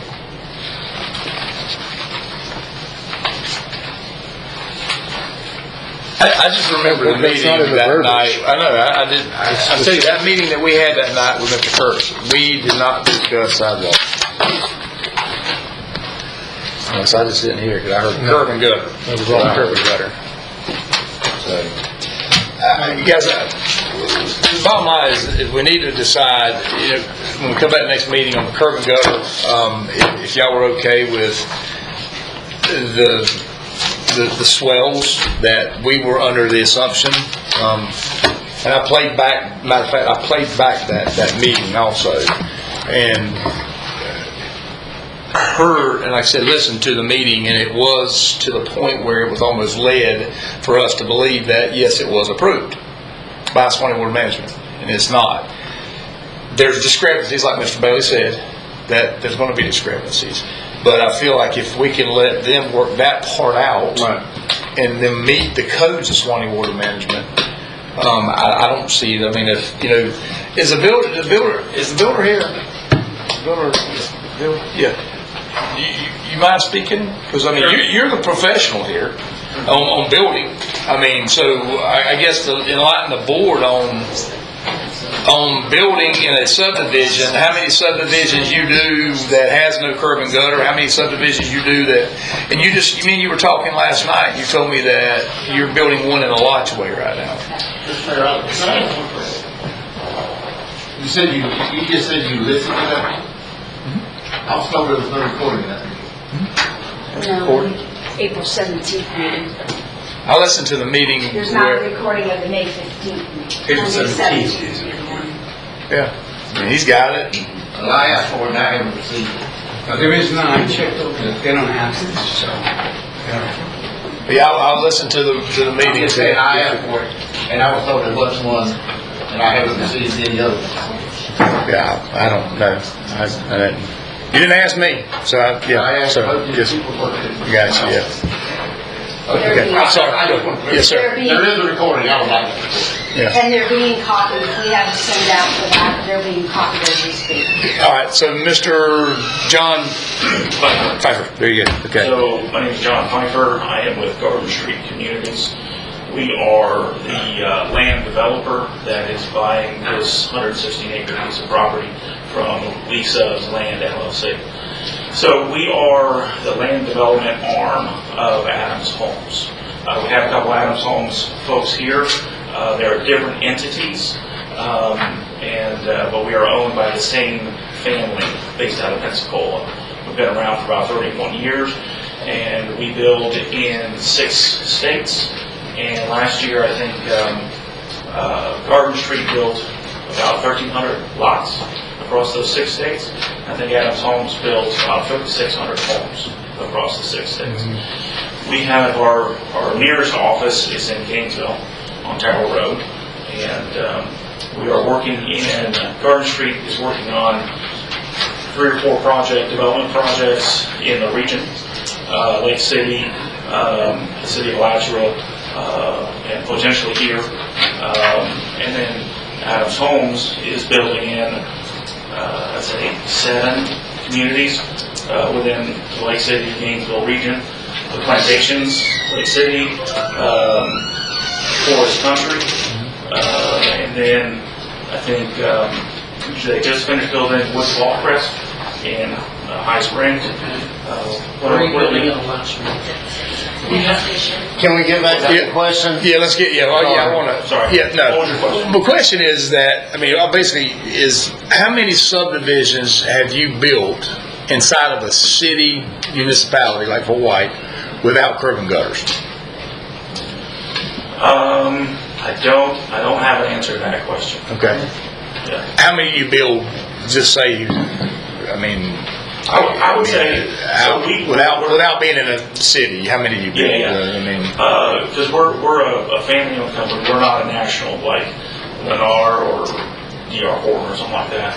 We end up building a large percentage of our homes in our neighborhoods on well and septic. So, because the nationals don't do that, so it's kind of our little niche. I don't know what the exact percentage is, but I'd say it's pretty high. It's probably 30-40%. I would imagine across our footprint. 30-40% of what? The neighborhoods that we build. That we out of 100%, basically 30-40 is done without the swales and stuff. Or, I mean, without curb and gutter. Yeah. Sorry. Without curb and gutter. So they just swale. Well and sensible, yeah.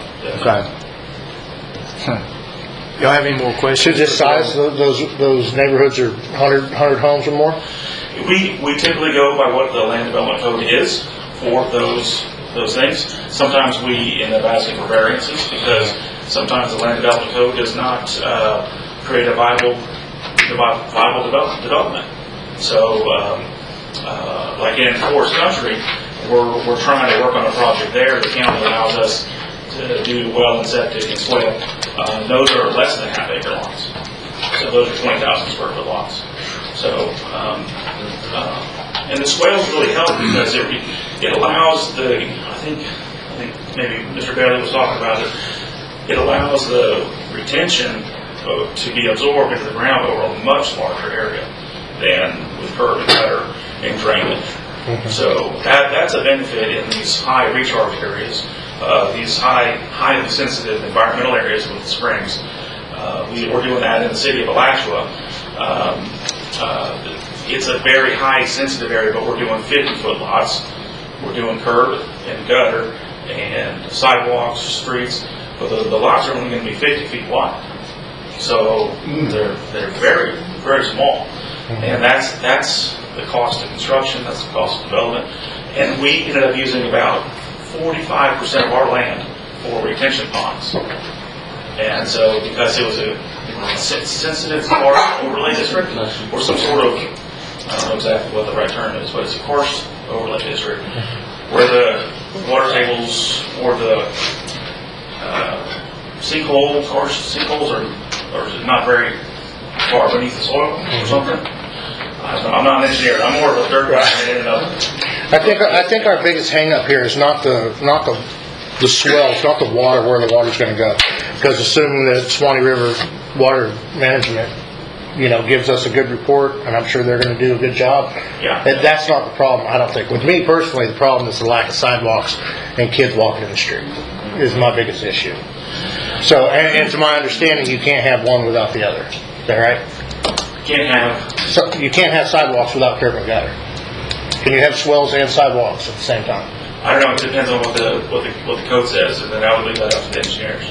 So I haven't seen the swales with a sidewalk. And then it becomes, for us as the developer and the home builder, it becomes a cost issue. Where it just becomes cost prohibitive. So it's a beautiful thing that doesn't translate very well. That every $1,000 of expense that goes into the dirt for a site translates to $5,000 of home price. So if we put a $2,000 sidewalk in front of a half-acre lot, that's going to translate to $10,000 home price. So we increase the home price. That's fine. Can the community support that? Is it viable? Can we? Home prices are crazy. 3 years ago, our average home was selling, I think, $197,000. Now, with inflation, it's $297,000. And we're a very entry-level, first-time home buyer, empty nester builder. That's our bread and butter. So we're not building Taj Mahals. I think we're going to build something comparable to the plantations. Yes. So a little bit larger of product, brick, and 2-car garages. What's the price range? I don't have a price range yet. We're not that far down through the process. So who's going to be your market for these homes? Everybody looking to move to Florida, pretty much. Yeah, so the feedback, this might be better. Would you like this? You can take it over. She's sales for Adams Homes. Let me ask before that question comes up, because I wanted to just sort of finish up on the swales versus sidewalks. You said you haven't seen it that often, and then you move and say, well, it becomes cost prohibitive. But where you said the prohibitive cost is in the added expense that it makes to the lot, correct? Correct. Not from installing the sidewalk. I mean, it's not impossible to have the swales and sidewalks, is it? No, I don't know how. It depends on the setback and what's allowed within the design of the lots. Sometimes there's enough room, sometimes there's not. With this specific site, I think the setback is pretty tight because there's going to be sewer run within 5 years to replace the septic tanks that are installed, is my understanding. So there's another setback in there too. So I don't know if it's possible. I'm sure it might be possible in other locations, depending on what the code says. I don't know if it's possible on this site. I would refer you to Mr. Bates. That's why I say, I think the council needs to understand, if you're looking at for lack of a better term, a compromise, of saying, okay, well, maybe the curb and gutters don't work out, but we want the sidewalks and lighting, is that even possible Sure. to have that? That was the question. Without having curb and gutters, Right. so. That was the Yeah, that's why get lost in translation before. Right. That's exactly what I was asking. Yeah. Yeah. Thank you. Okay. Any more questions? Any more questions? We still need to talk. I'll Yeah. clarify something for the council. On the application for the variance on the front page, it says the variance is requested in conformity with the powers vested in the Board of Adjustment by the Land Development Regulations to construct a 109 parcel, 45 parcels in Phase 2 subdivision without curb and gutter as required by Fort White Land Development Code Section 9.05.02, Type B subdivision. The word sidewalk is not. That's on tap. We ain't talking about The sidewalk. word sidewalk comes in is on the page that's attached where it says the town of Fort White variance request. And they acknowledge in here the word surrounding type B subdivisions do not have curb and gutter or sidewalk. It's more like a statement. And then down to number 3 is they address the sidewalks again. But on the initial application on the front, it says curb and gutter. Things done. Do y'all have any more questions for him? What is one more. What is the minimum square footage of your typical house? It varies, but for this project, we're looking, I think it's in the packet, 1725, or 17. Is that gonna be the minimum? Yeah. Okay. Yeah. Okay. So we, there's been a lot of talk about restrictions or Deed restrictions, yeah. stuff like that. Typically, we don't provide that until the Swanee River Water Management District requests that of us, because that gets into the O&M permit process. And so, we can, and then we don't know, nothing's been decided between is the city gonna take on O&M, is the county gonna take the O&M? Nobody's been able to tell us this, so we haven't been able to. How many of your developments are HOAs? We are, a lot of them, the vast majority of them. We like the HOA. We do know that locally, that the HOAs have somewhat of a history of going defunct. So we have had an internal discussion of deed restriction or HOA. And again, we're kind of waiting on the Swanee River, on you guys, to tell us what direction to go.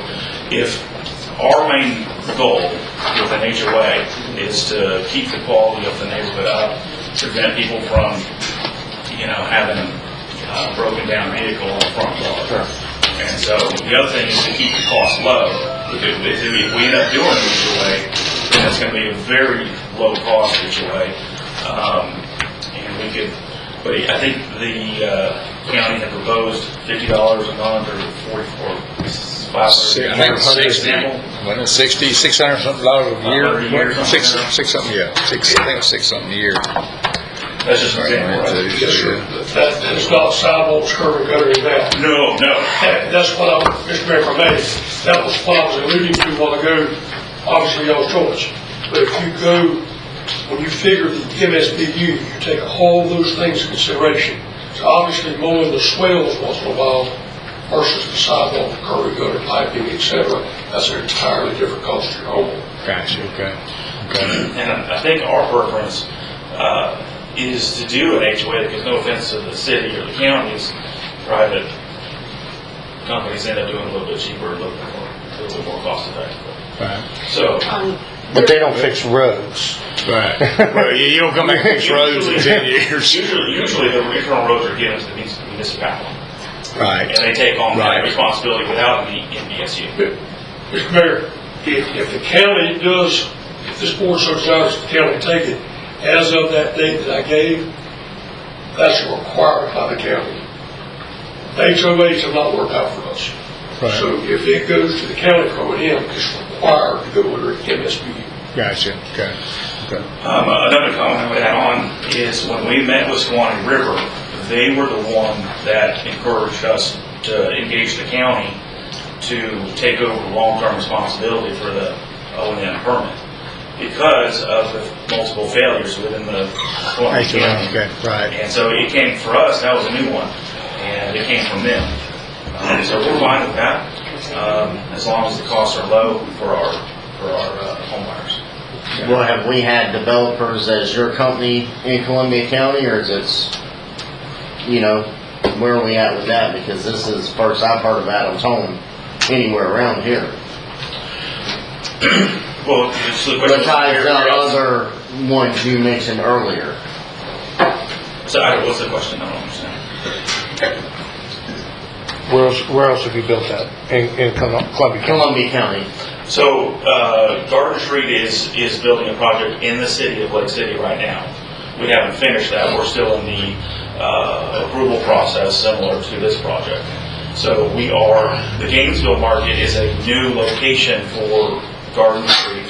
We're working on a project in Lake City, working on this one. We've got one in the city of Alachua. And then Adams Homes is building in how many communities within the area? In Lake City. Just Columbia County. The Plantations and Forest Country. Okay, so Fanning Springs is. Plantations. Fanning Springs. Is that? That's out of county. Well, that's That's an existing. Yes. Where's the Plantations at? South 90 West. Okay. Mm-hmm. So Forest Country is an existing, What or y'all it is- in the back, a new part? Are y'all hands-on in the HOA, or do y'all just provide the board and let them roll with it? That HOA is defunct. The Forest Country? Yeah. Right, but that's an old subdivision. Right, and Adams Homes is only building homes there. So is the county maintaining? I don't know. Yes, sir, we've always maintained Forest Country. Yes, sir. And why did that HOA go defunct? What's the purpose? How did it happen? People move out, houses go abandoned, decide not to pay their bill? I mean, I'm asking. So that's the reason we're going with the MSBU. Right, you said We've had that- so much experience with home owners association going to vote for all kinds of reasons. I would say way more than not. And one of our options was to get away from that HOA, because just in Columbia County, they don't see it. Right, I was just asking what those reasons are. Help me understand, why does one go defunct? They just disappear. I like that question, because I deal with a bunch of them. Everywhere you go in this county, they got a blue road sign, that's an HOA, private road. The only one I know of still operating right now is off Spanish Road. Am I correct? Yes, sir. I know that's the only one still operating. What happens is, as soon as the developer gets done selling all the lots, they turn it over to the homeowners. HOA to the homeowners. One homeowner starts trying to run the HOA, he can't get the people to pay. Next thing you know, everybody says the heck with it. HOA's done. We got roads all over this county right now.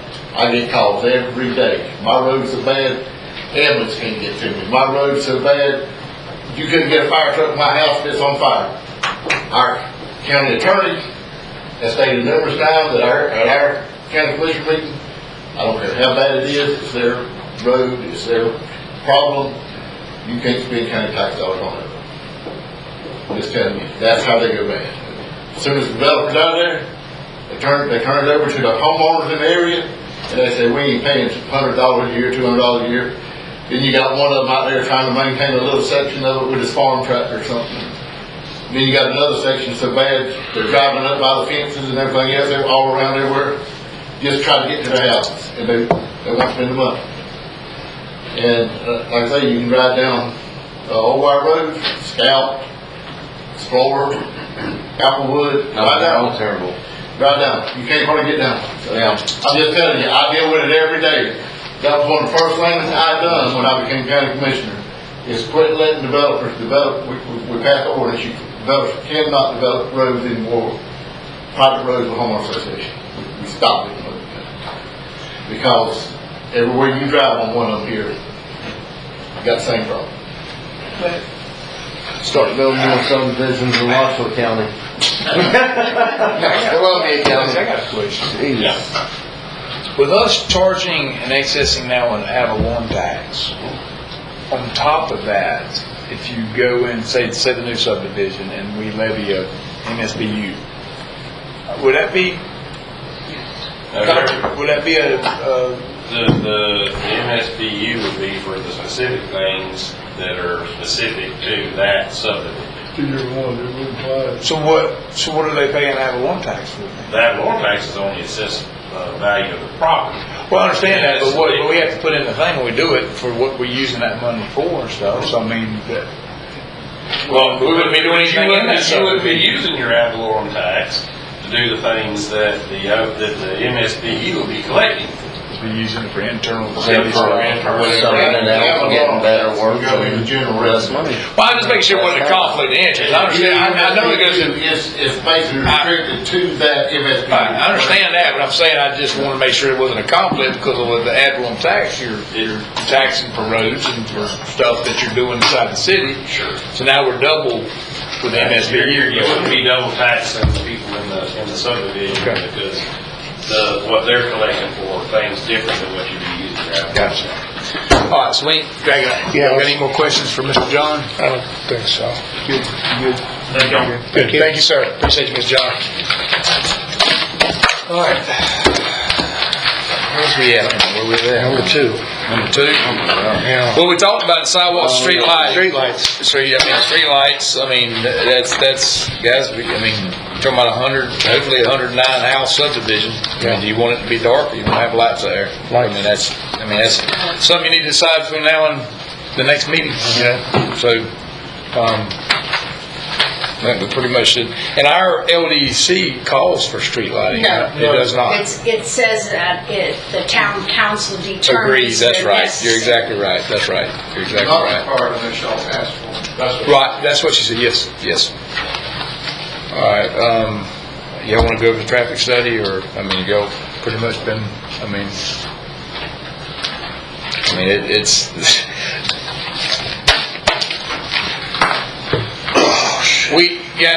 we all know that 18's a problem. I mean, there's no denying that, and it's a problem right now. So, there again, you know, in my mindset, is that really, as far as a developer, is that something that we can stop a development coming because of a road? That's something like you said, it's a DOT problem.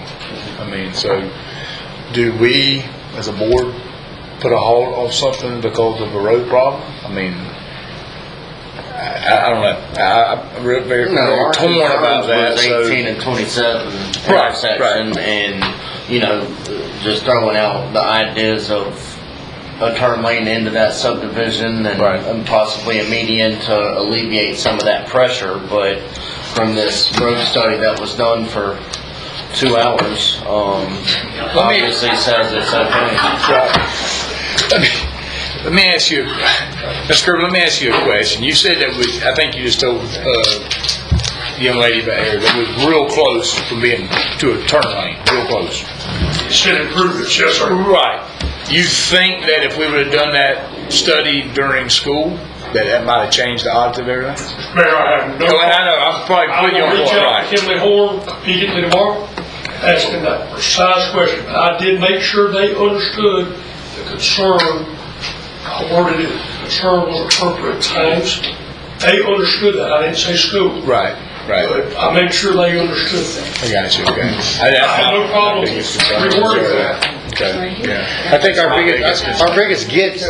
biggest problem with the traffic study that was done, this is a small town, we drive around here all day, every day, is that there was a person counting cars one afternoon for 2.5 hours and counting cars the next morning for 2.5 hours. And then they took those numbers back and they put it into their matrix or whatever and came back with this study. I personally have a problem with that study because of the fact that school was out, because it was only a single day, or one afternoon and one morning. Things change around here all the time.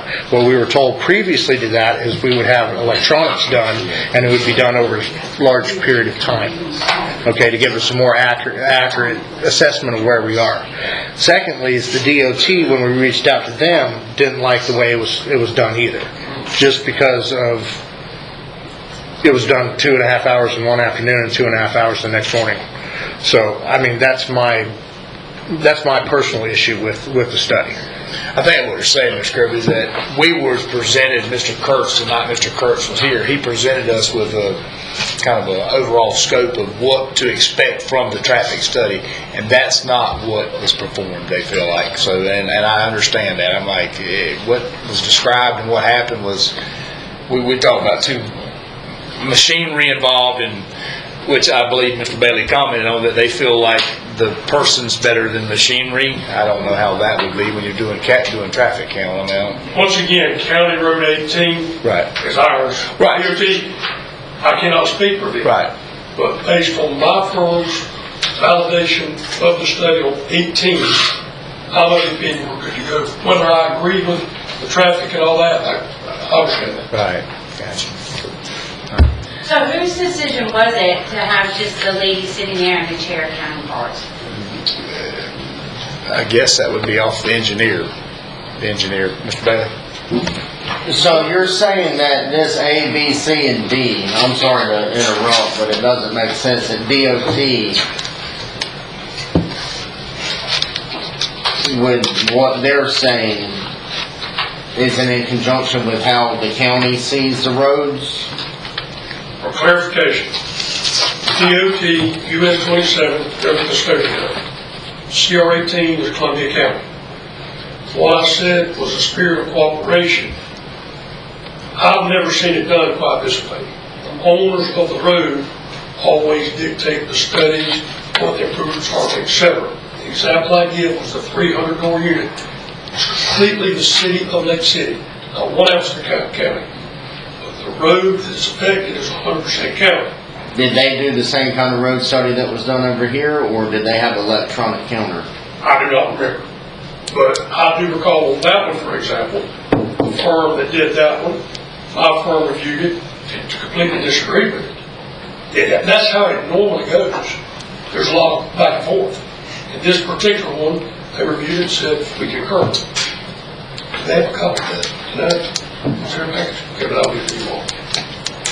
And I agree. I think with the times that they did it, I probably wouldn't fuss with them either. But I'm thinking that the times, I just don't feel like the times was the right time to do a traffic study. But like Mr. Bailey said, they do traffic studies 12 months out of the year. So I think we just hit the traffic study at the wrong time. So. Well, the question, Mr. Buckholz, he's been doing traffic studies for, I know, at least 30 plus years. He got it. I'm not going to argue. Do you have He's got way more experience at it than I do. He elected to use human counters. We do have traffic count machines. What you typically see, I know everybody's passed them on state roads where you go down sometimes, you can see the two tubes across the road or one tube across the road. Those are the type of mechanical devices you're talking about. They work by tires hitting those tubes and work on air. You get a hole in the tube, you get bad data, you get cars hitting at a different angle, you get bad data. So he elected to do it with human counters, where you're sitting there visually counting on each car as they pass through there. And he felt like that gave a more accurate representation of the traffic than the tube counters.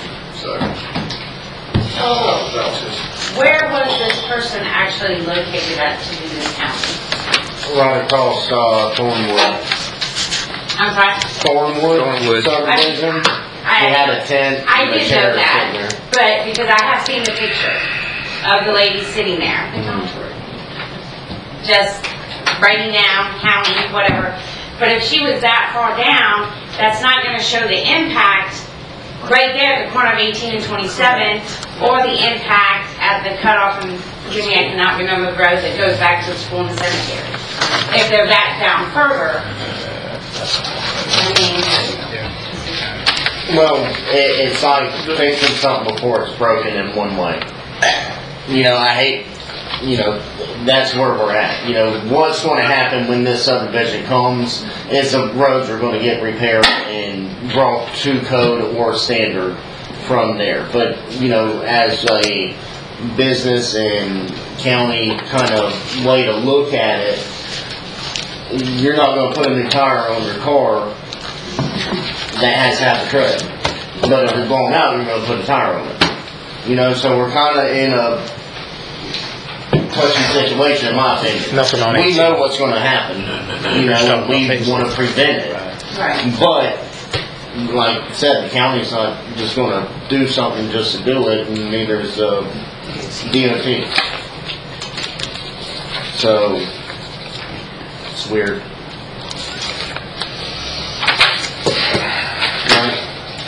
All right. So I guess we, hold on. Oh, I'm sorry. I was just going to add, we're going through something right now with DOT. Mr. Crowe, you speak on. Intersection of 247 and Market Road. You know, where Dawson was going. A bad intersection.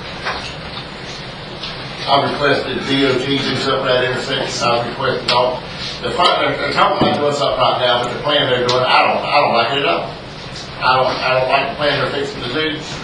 But at the end of the day, you know what, the county don't have any say so in it. No. They had a workshop, I mean, just like you having here, meeting for the public.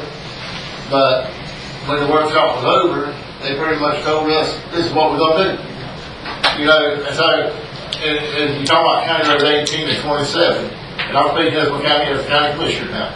I've contacted DOT 2 or 3 times about this intersection, about a red light.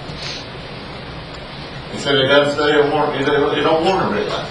They don't want a red light. So what about going down about here? So traffic ain't coming into town. Traffic moving all the time. But when time comes and we think we need to do something, we'll look at that. That was the answer I got. So I guess what I'm saying is we can do all the traffic studies we want on 27 and 18 out there, that intersection. But until DOT decides they need to do something there, nothing's gonna happen there anyway. And I guess that's what I was getting at a while ago when I made the statement that we can do all the traffic studies we want to do, but until DOT decides they're going to do something about it, I mean, it's not the developer that we can say, hey, you got to go and fix the road. They can't do it. So how do you handle that? If y'all wanted me to do something there, DOT's not gonna let me do it. Right. And I don't think it's helpful to have studies that aren't accurate. Right. And very. Well, even if the study was, well, and that part is true. We might have to go back and revisit that later. But you know, I think the traffic count, because it states right here from what Mr. Kirby just gave me that they're real close from a turn lane, real close. So real close tells me if they're real close right now, then if school was in, they'd be dead on. So we'd have turn lane. Or maybe when this subdivision gets here. That was right. They might say there's enough traffic to warrant. Right. Is that a subdivision or the? But it states Paisley Court's what it's saying, so it's saying that Paisley Court. So it's Just Paisley Court?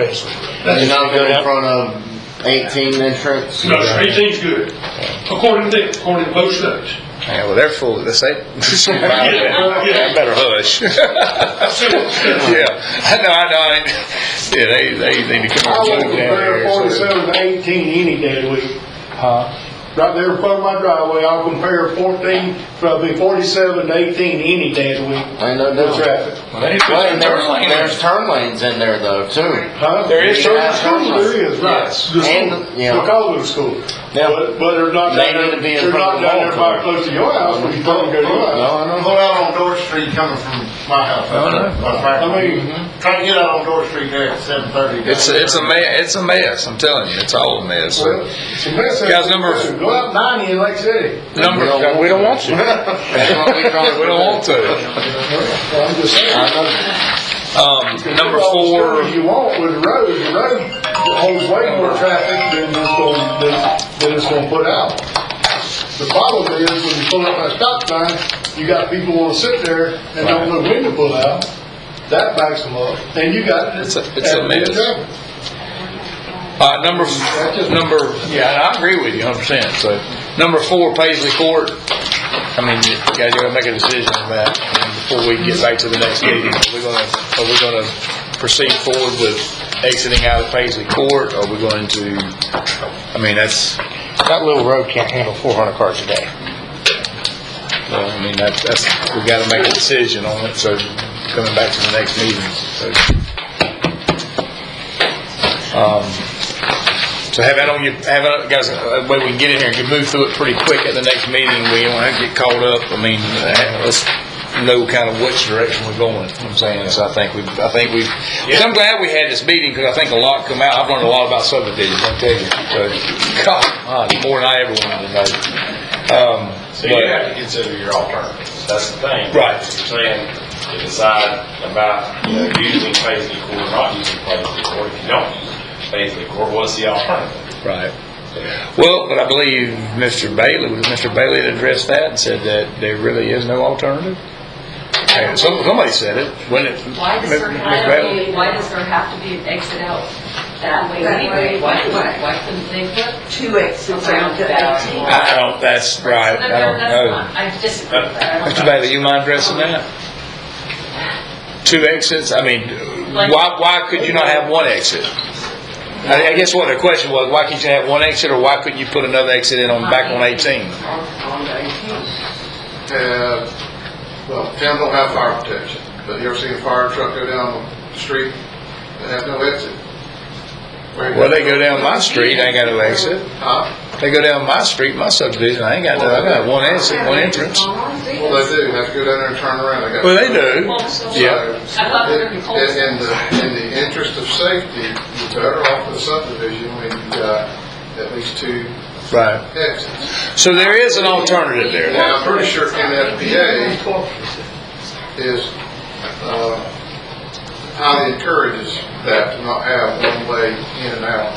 Who's that now? NFPA. National Fire Protection. Okay, gotcha. And again, why couldn't it be in and out? A little bit Right. in and off. All right, I just didn't know how to answer I guess, that.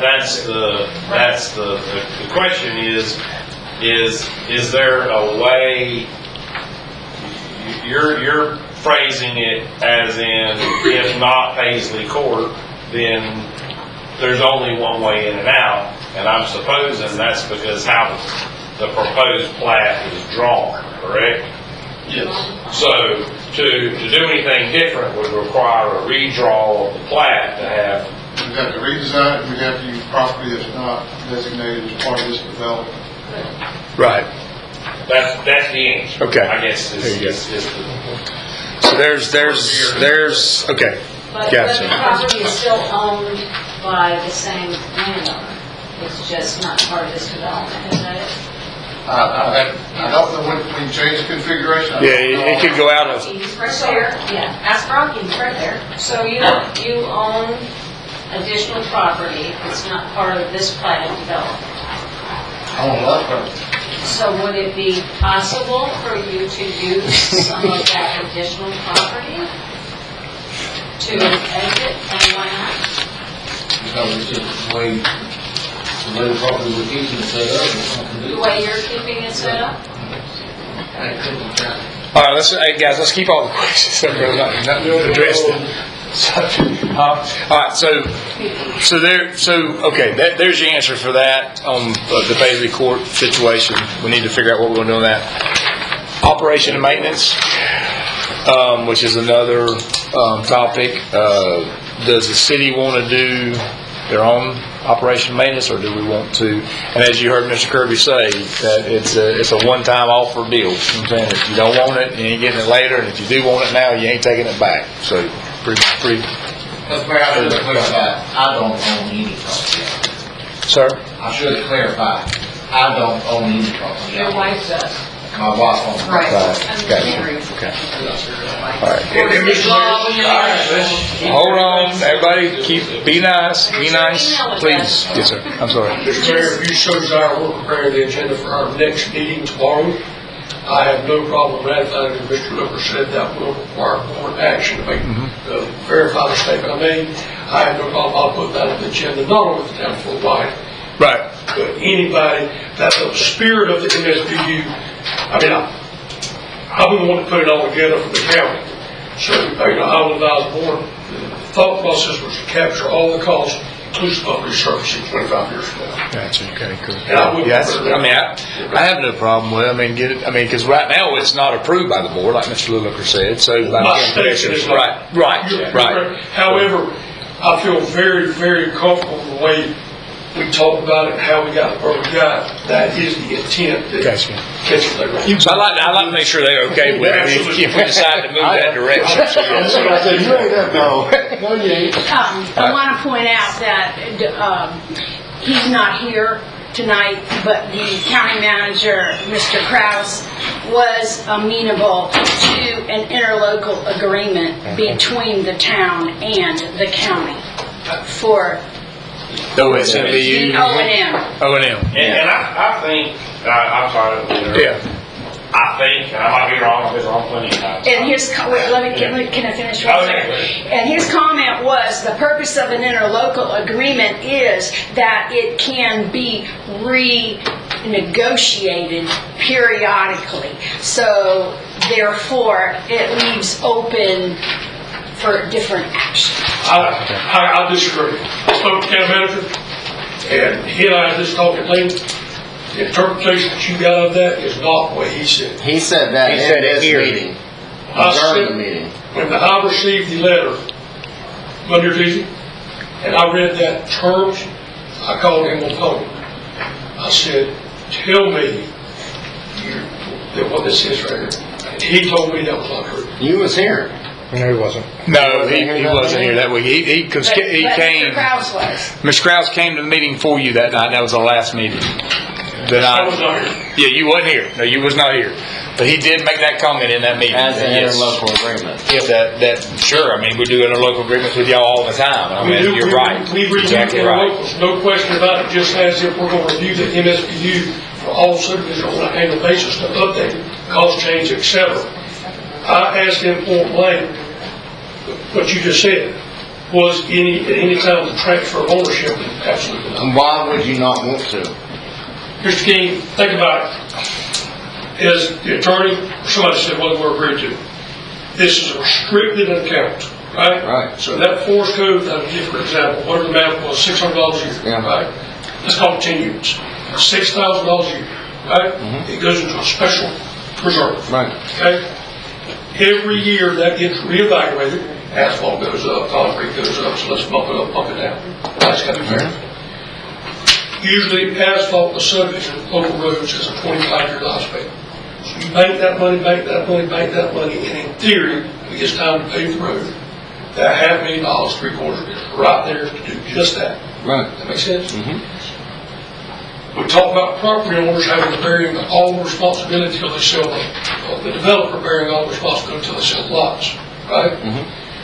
All that transition, if you start that account from day one and you monitor it for 25 years, there's no question how you got there, right? Everything's right in line.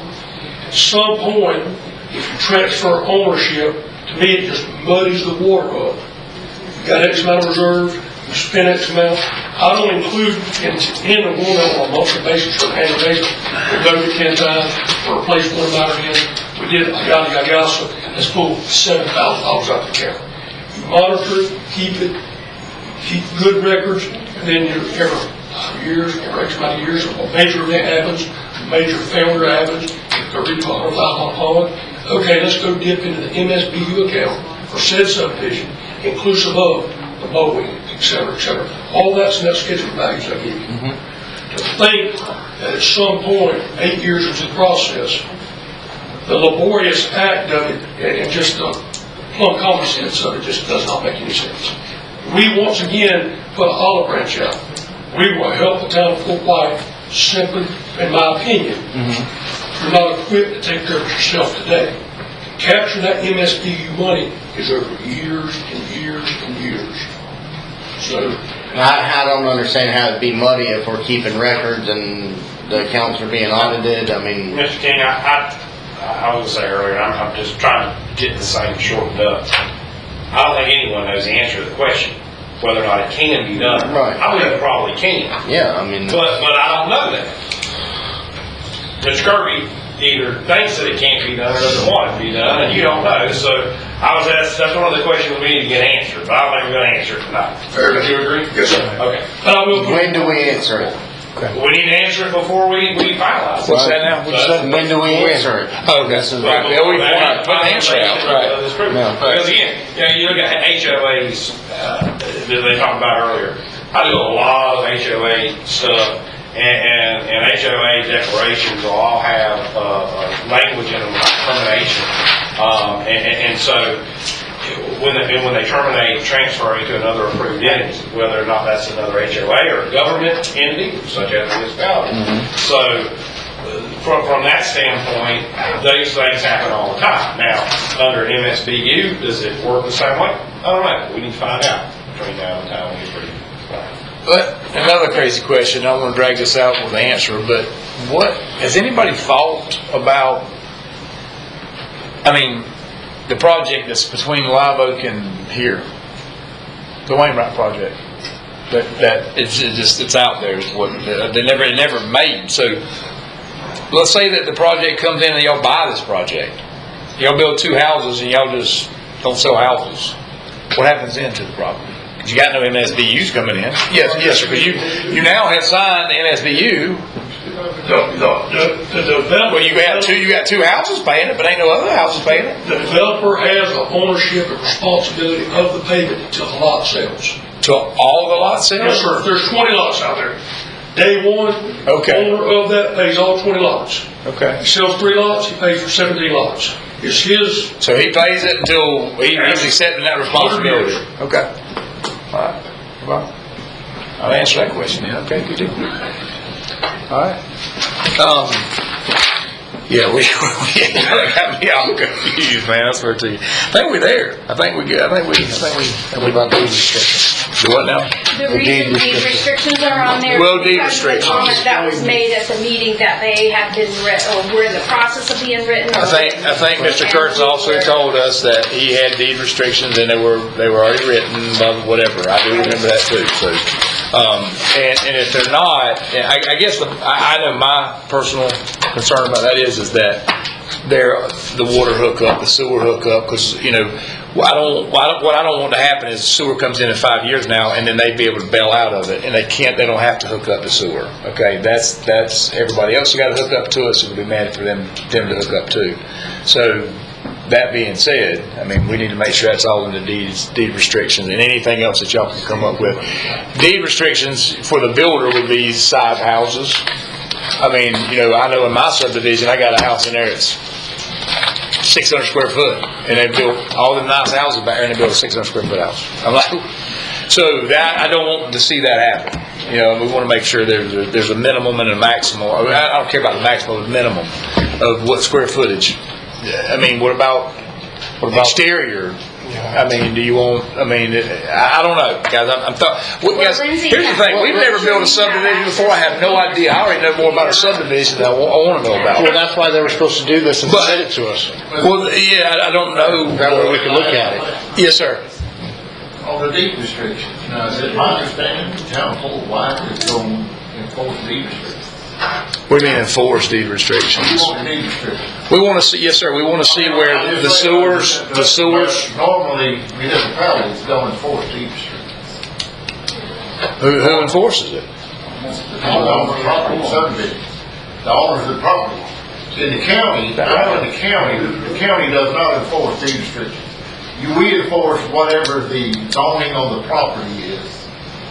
That's what we enforce. If the zoning says you can do this is what we enforce.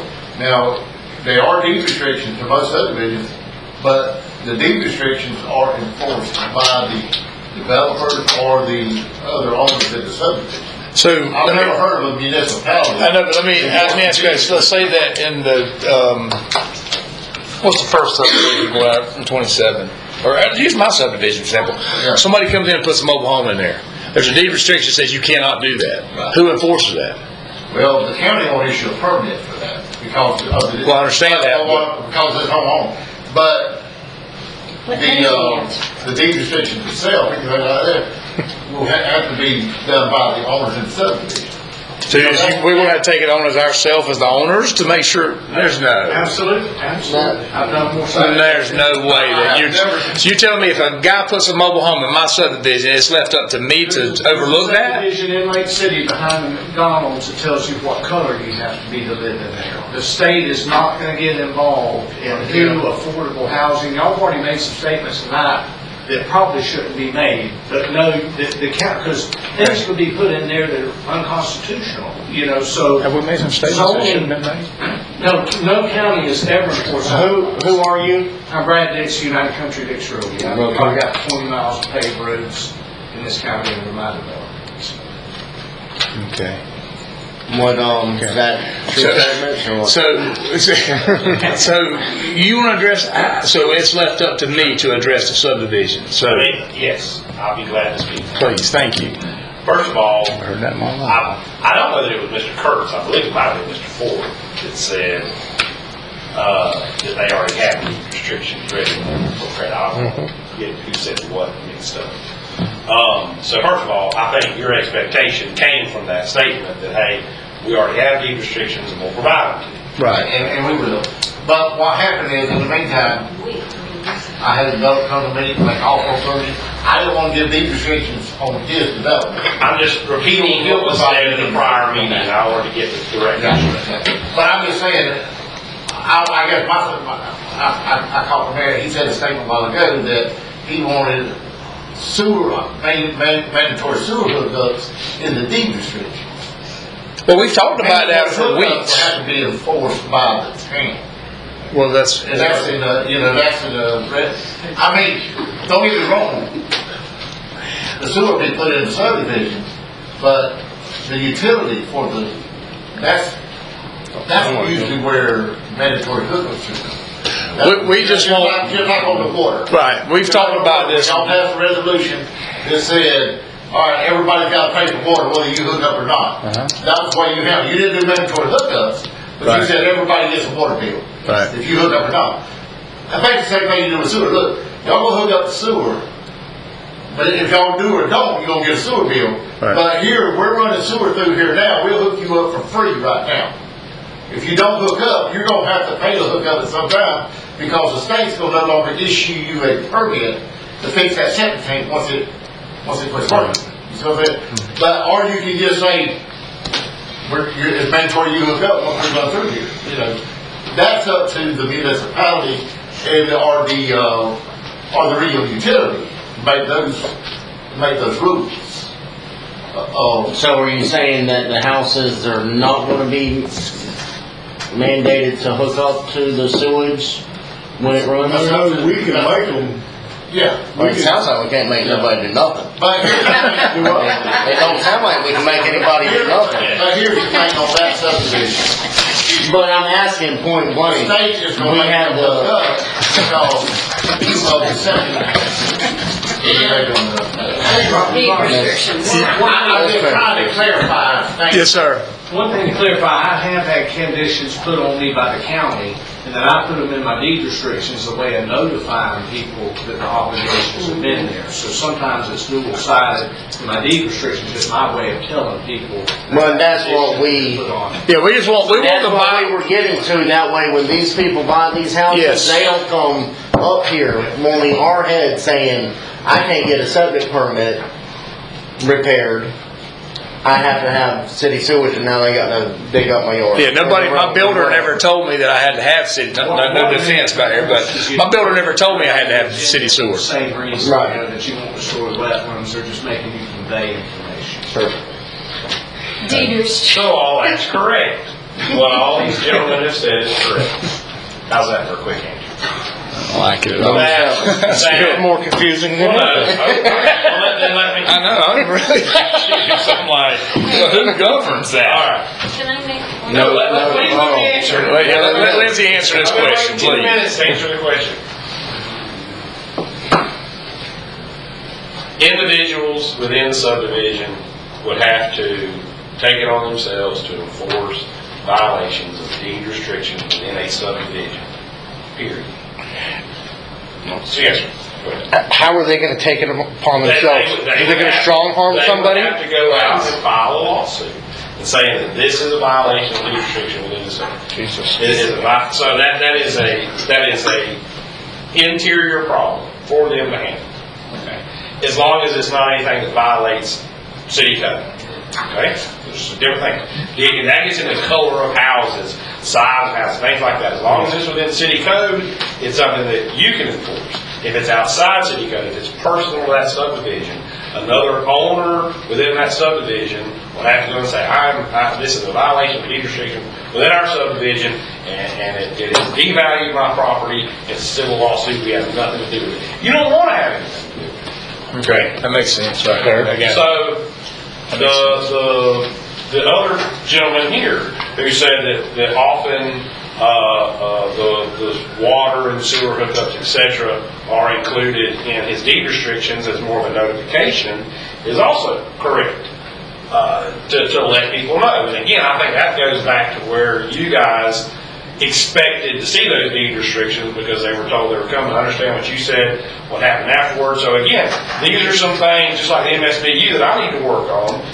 These are some things that these gentlemen need to work on to get to you prior to but we've asked for these deed restrictions. This ain't the first time we've asked for it. I know. And we've talked about the deed restriction, the water and the sewer being on the deed restrictions. This ain't the first time we've talked about it either. I think it would be a simple process to make it happen. And I think the reasoning behind that, as we've talked in the past too, was because, like you just said, to let the people know that's buying the houses what they're buying and what they're getting into. Exactly. So yes, and I think that's a easily rectified. Right, most definitely. All right. Where we at? Here, they gave us the school. They gave us the school board receipt, so that was fine. So, all right, good. All right. So, that being said, I know you said did you need to say something while Thank you. I just wanted to point something out. And the gentleman who was talking about passing on costs, building costs, that the curb, if it cost $5,000, it was going to be quadruple that, whatever, to the homeowner. So in this particular area, it's going to be required to have advanced septic systems. And your typical advanced septic system is $15,000. So what that's going to do is, yes, it is. My neighbor had one put in. I know you're in the sewage company business, or you used to be, but if they have to pass on 3 times $15,000 to the homeowner, and then tell the homeowner that in 5 years they're going to have to change and rip up the sidewalk and do whatever they're going to do, why not put that sewer line in phase 2 right now? You can't. It's not going to happen that fast. I can tell you. We've been working on it. We don't even have. We don't even have the plant. We don't have the spray fields. December 2026, Miss Connie told us. Well, that's when we're supposed to be. We met on another day. So we put these advanced systems. They pay an extra $45,000 for it, and then we come back and rip up the road again to put it in. Yeah, I mean, it's 5 years from now. It's that, or either the developer wants to put everything on hold and wait until the sewer system comes in. You've got to make a choice here. So that's going to be the buyer's responsibility at that point. We can't really control that. So we don't control, like I said, with time. So, but we're working on the sewer systems as we talk. So.